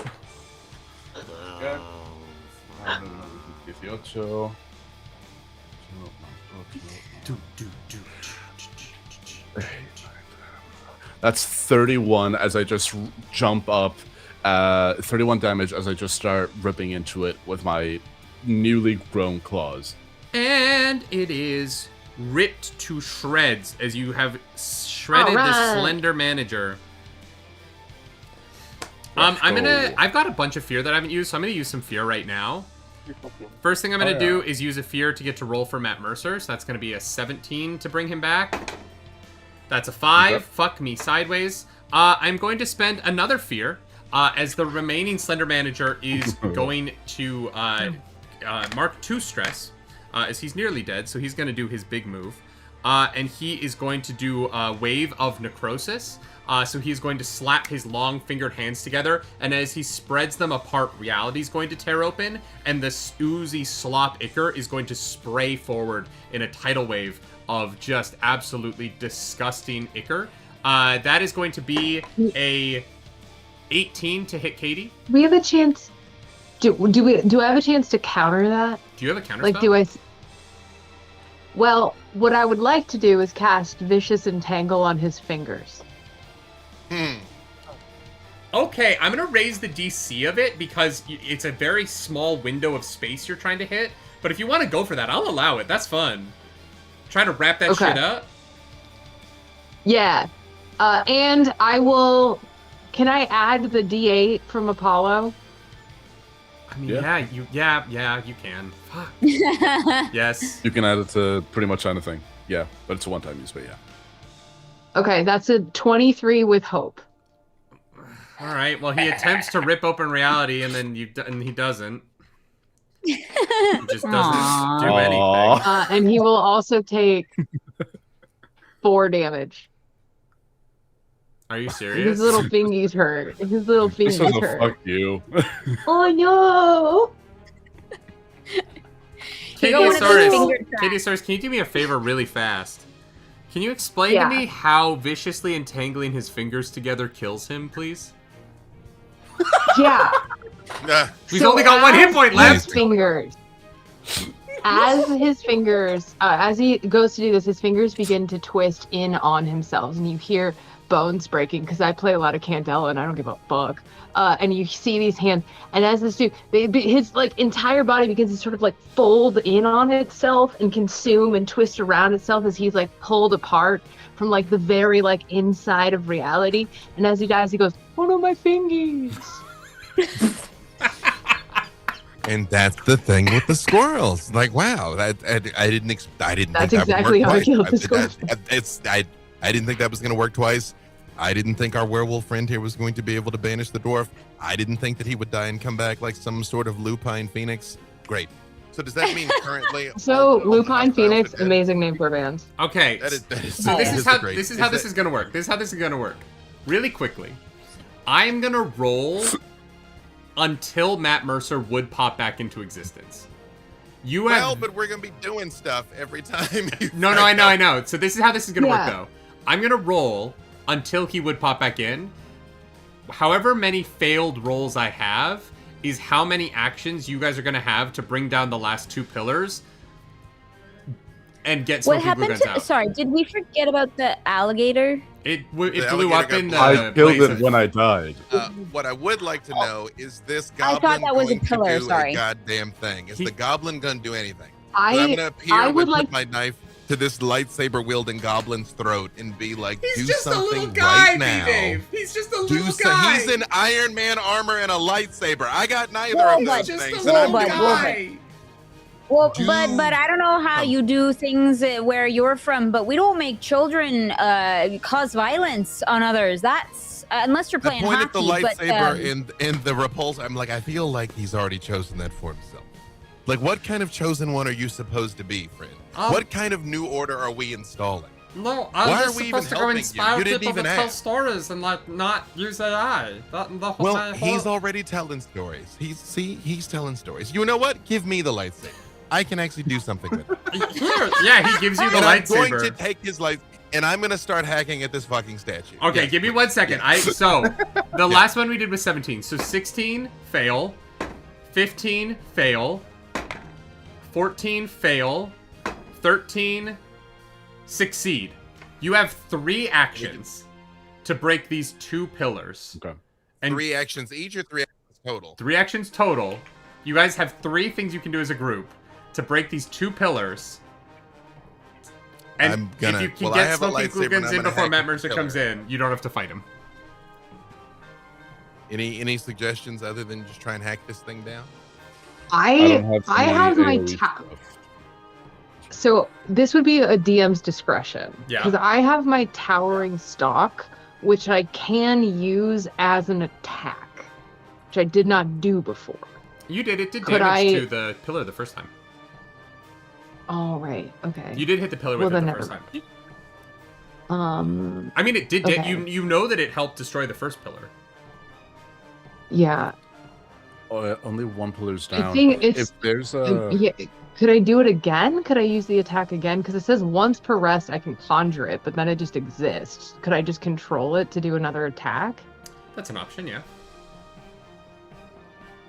Okay, that's my pitch. Does anybody else have anything? You're gonna swing a big old pillar or something. I think B-Dave really wants to slice some stone with a lightsaber. I'm That open feels- to that feels suggestions, right. but it's gonna happen for sure. only thing that I can werewolf try to hit stuff, but numbers wise, the most damage I could do is,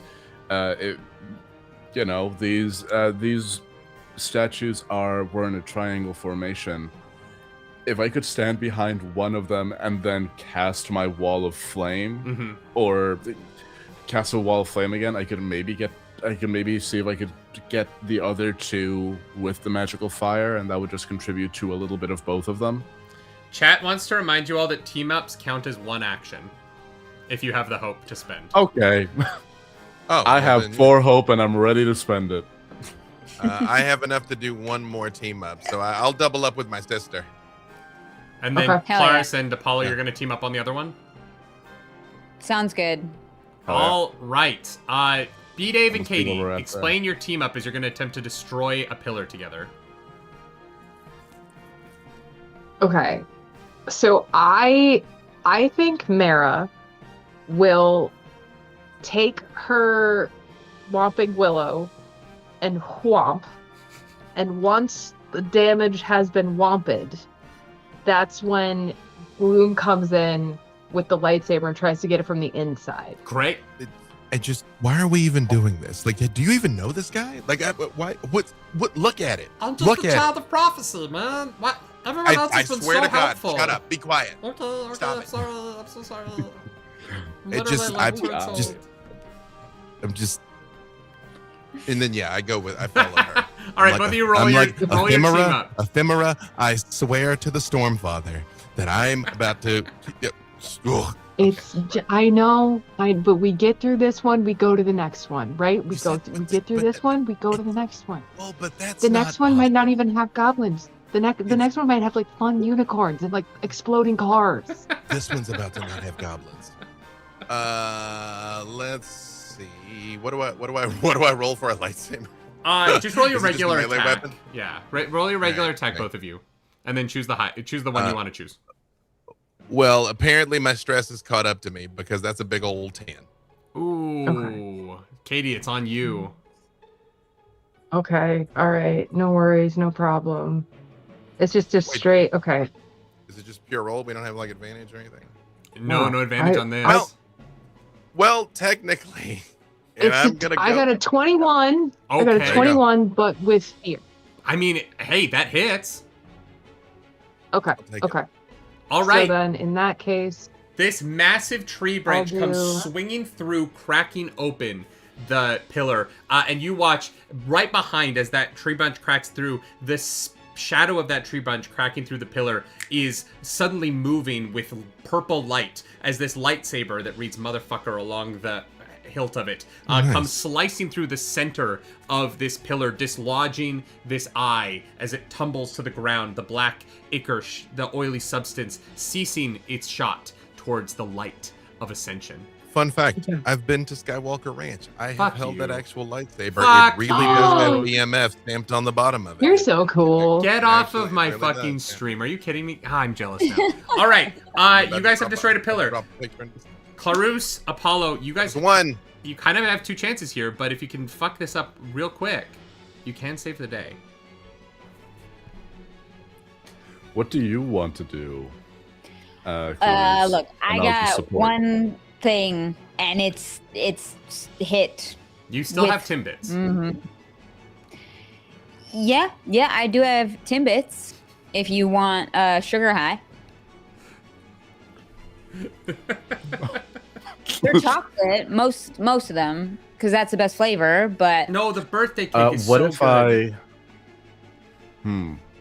What if the flavor? I cast my wall of fire spell, but we flavor it in that I'm wreathing you in flame. I love it. Absolutely love it. yeah, I mean, I'm stone. I can't be lit on fire. Maybe. Oh my god! You're also You- covered in okay. glitter. I don't know that. Reference to like Avatar: The Last Airbender. Remember at like towards the very end where they have the catapults and they have like the volcanic rocks and the Yes. firebenders would light them on fire. I present to you. Great. Flaming rocks of glory. Attack.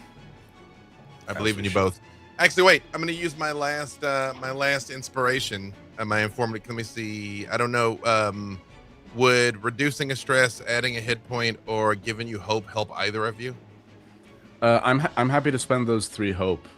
I mean, you're a magic builder, so reducing your stress is probably helpful. Okay. But he so just who- came back. I did just come You back from the dead, so I have no Oh, stress. fuck yeah, right. You got Yeah. a fucking resurrection Yeah. spell. Thanks, Stormfather. Stormfather giveth and All Stormfather praise to taketh Stormfather. away. All Also- praise be due the Stormfather. All right, let's roll this I attack. have Okay. One of you has to hit here. I believe in you both. Dirty 20. Okay. Fuck off. Okay, and what did you roll, Apollo? Are we adding my spell modifier Yeah. to this? I mean, even so, it's a 19 with hope. So Well, you it- both it- hit, so you can take whichever one you want. You hold out your hands, channeling the flames around you that were the exploded carcass you were resurrected from.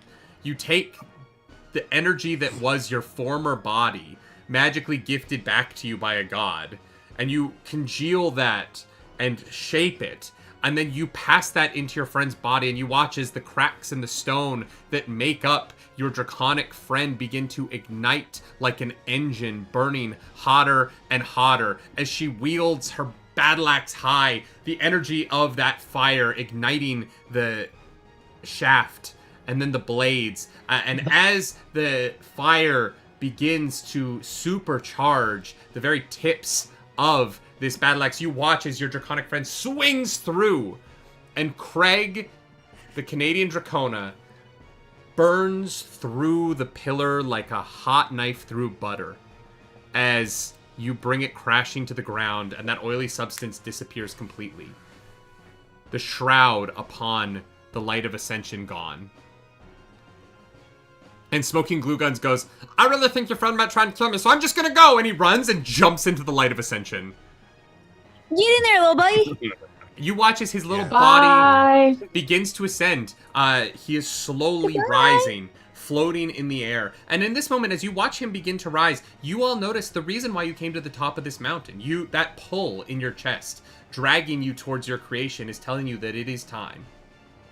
It's time for you too. Your story is meant to be told now.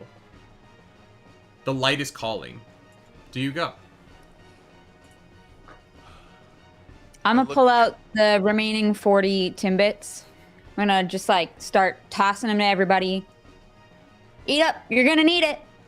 And I'm gonna start backing up into the light.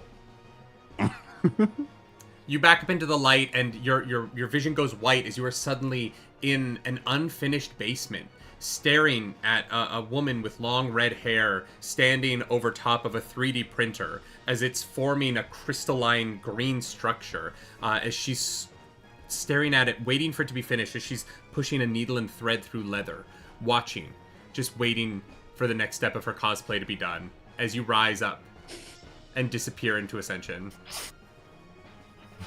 What are the rest of the 3 of you doing?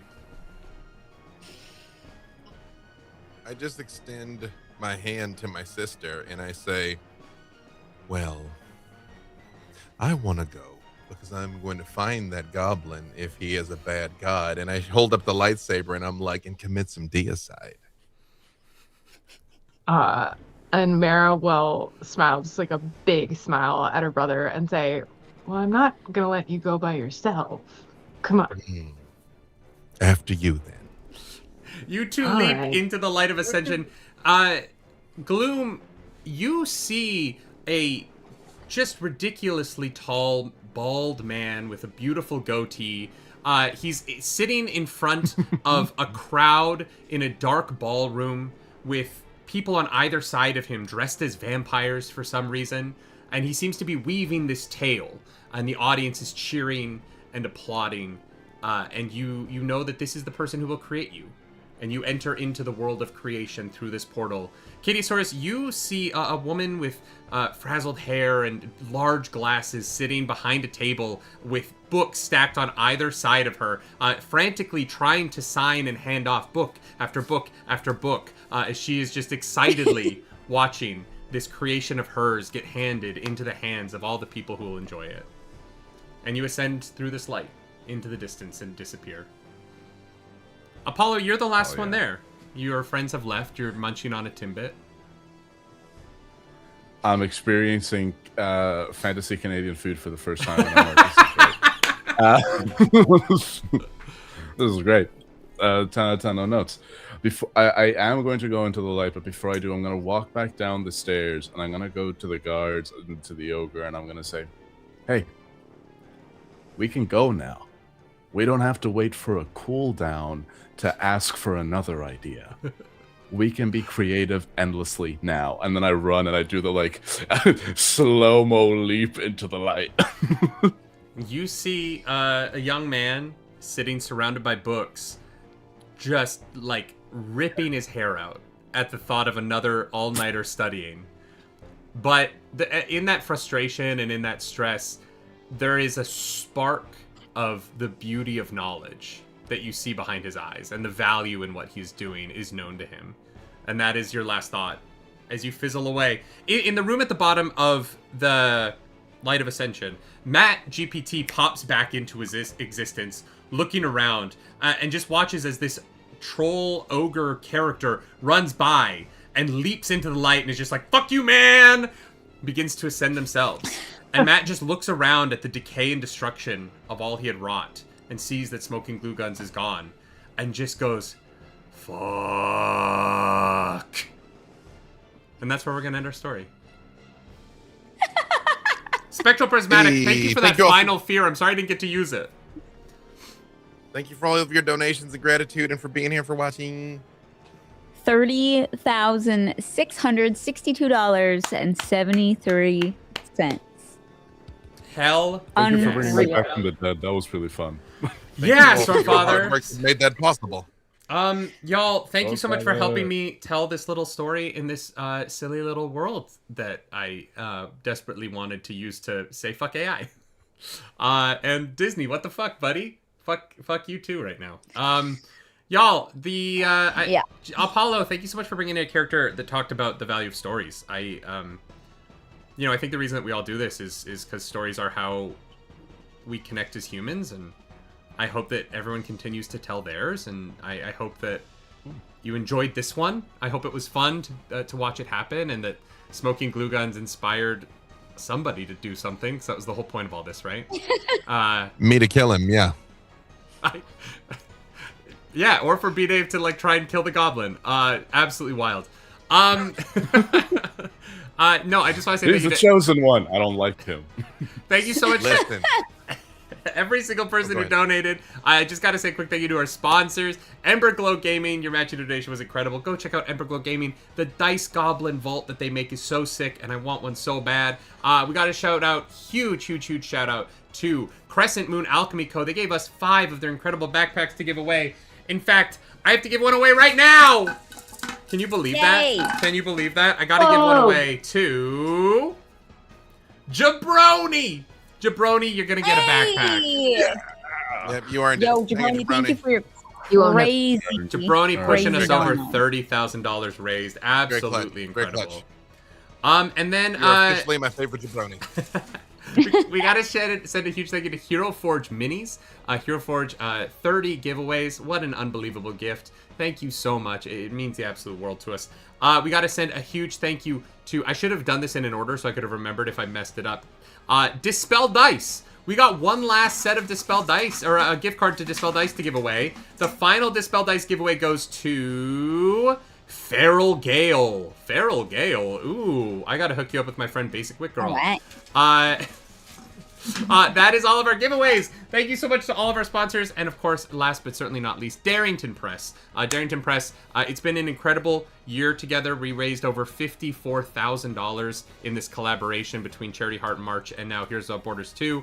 What a thrill to tell a story in the game that you created. And that I love so much, and to get to share Daggerheart with so many creators and to share it with the audience has been so special. So Darrington, thank you so much for your matching donation. Thank you for allowing us to be on your channel, and I cannot wait to see what you come up with next. That Hope and Fear bundle coming next year. If you haven't pre-ordered your Hope and Fear bundle, the addendum to Daggerheart, what are you doing? They've got a limited edition. It's so beautiful. It's probably sold out, but if it's not, it's so beautiful. I already bought mine. I got mine. I can't wait to get it. Let's do our little goodbyes here. Shall we go around and introduce ourselves, where we are on the internet, what we do, and how we can follow you? Apollo, let's start with you. Okay. Oh, hello, I didn't see you come in. My name is Apollo. You can find me on the internet at Tall Nerd Apollo. I'm an Irish... I'm sorry. I'm an Irish voice actor, cosplayer, TTRPG, creator, and pro GM over on Start Playing. Fun fact... I'm going to start advertising for these soon, but coming in the new year, I'm going to be running a bunch of little short, like 4 or 5 shot campaigns to get people, to teach people the ropes of D&D and other game systems like City of Mist and also Daggerheart. Hell yeah. I'm on the internet. Thank you so much for having me here. Thank you so much for sharing in the joy of storytelling. I've met some of the most incredible people in my life through storytelling and through TTRPGs, and I am so glad that I get to do this to raise money for incredible causes. So thank you so much for having me. Thank you, dude. It was a pleasure to get to roll dice with you. All right, next up is Claris Polaris. Who's she? Hi. Who dat? Don't know her. Yeah, I'm Claris or Clarus if you watch any of our videos. I always know if someone has watched Nerdy Nightly. If I hear Clarus, I'm like, oh yeah, that's me. Yeah, I hope you don't mind if I take an extra second here to just say thank you everyone who donated. Thank you to all of the players we were able to get on. I'm sad I couldn't play in every single game, but logistics, just how it works. But you guys were all incredible. This was so much fun, and thank you for being here. Thank you for your time. Thank you for all the donations. Thank you for the fun. Thank you for so many clips. We're gonna have so many funny clips. But you can find me at Claris Polaris all across the internet. I do cosplay. One of my favorite people to cosplay is Keyleth. And it looks like season 4 of Vox Machina, the animated show, has a new outfit, so I guess I'm gonna be busy. Yeah, come follow me and say hi, and fuck AI. Katie Asaurus, you're up next. Hello, my name is Kate Osborne. I go by Katiesaurus on all the corners of the internet. You can follow me at Katiesaurus everywhere. Also, oh wait, I have it. Hold on. Oh my god, real life. It's right here. I have it. It's called the ADHD Field Guide for Adults. That's Hell yeah. And you can pre-order it now. It'll be coming out in March. Also, just a small favor to ask, if you wouldn't mind going and signing up for my newsletter. I'm going on tour. I'm going to be doing live shows. We're going to be doing book signings. We're going to be doing all sorts of stuff. I'm going to be coming to you in the real life, so you'll be able to see my legs. And so if you want to find out where all that stuff is happening, when you can get your copy, sign up for my newsletter. It's katiesaurus.com. Thanks. You can come see my legs is such a pitch, especially because you're probably going to be behind a table for a lot of it. I mean, It's I've seen her true. leg. She has legs. It's true. She does have legs. B. Dave Walters. It is I, B. Dave Walters. You can find me all over the interwebs, wherever fine streaming content can be located. B. Dave Walters on all the socials. You know what I do. That doesn't matter. I'm going to double pre-order Katiosaurus's book and sign up for the newsletter. She's going on tour. She has legs. And thank you all for tuning in. Thank you for your donations. And thank you to you all for having run these things that made it possible to raise $30,000. So thank you to you all as well. Thank you. Yeah, I am Nerdy Nightly. I do dumb stuff on the internet, and sometimes the clown song just started when I said my name. I know that players can't hear the music, but the clown song just started when I started to introduce myself, which is valid. I'm a clown. Good timing. I know that a lot of people on the internet don't like me, and so I do charity work so that you can't say mean things about me. And that's why we're here. Thank you so much for donating. Thank you for making this the biggest roleplay relay charity event ever. We've raised over $50,000 this year, which feels like a number that seems impossible. But I got to speak with some of the people at Doctors Without Borders at Gen Con. I got to speak with their stream team, and the reality of the need is so high, and the reality of the quality of their work is so high that it truly is the most meaningful thing that we do in the year, is supporting them and the incredible work they're doing in places that are going through things I just can't imagine. And it's always, we're headed into Christmas, and there's going to be so much joy and so much family, and I like to take this time every year to give my time to remind myself and the community and to work together that there are a lot of people who aren't as fortunate as we are. There are a lot of people who don't get to spend their Saturday night watching people play a silly game of make-believe on the internet. And the fact that the community so showed up to help support that this year means absolutely the world to me. And I'm so moved, and I just am so moved to think about what more I can do for the community and for other communities around the world next year. And I hope that you'll join me on that journey. Follow me at Nerdy Nightly everywhere. Follow my wife at Clarus Polaris. We're going to be doing some stuff. There's going to be plenty of charity in 2026. We're unbelievably lucky, and it is a gift to be able to turn that back around on other things. So, Doctors Without Borders, this is all about you. Thank you for the work that you do. Thank you to all the doctors who go to places that I can't imagine to do work that seems stressful beyond imagining, and to do it so well. We are blessed that there are people willing to do that, and all of the glory goes to them. And so, thank you so much. This has been Heroes Without Borders 2. Thank you to our sponsors. I am gonna go to bed. Bye. Do something nerdy tonight. Bye.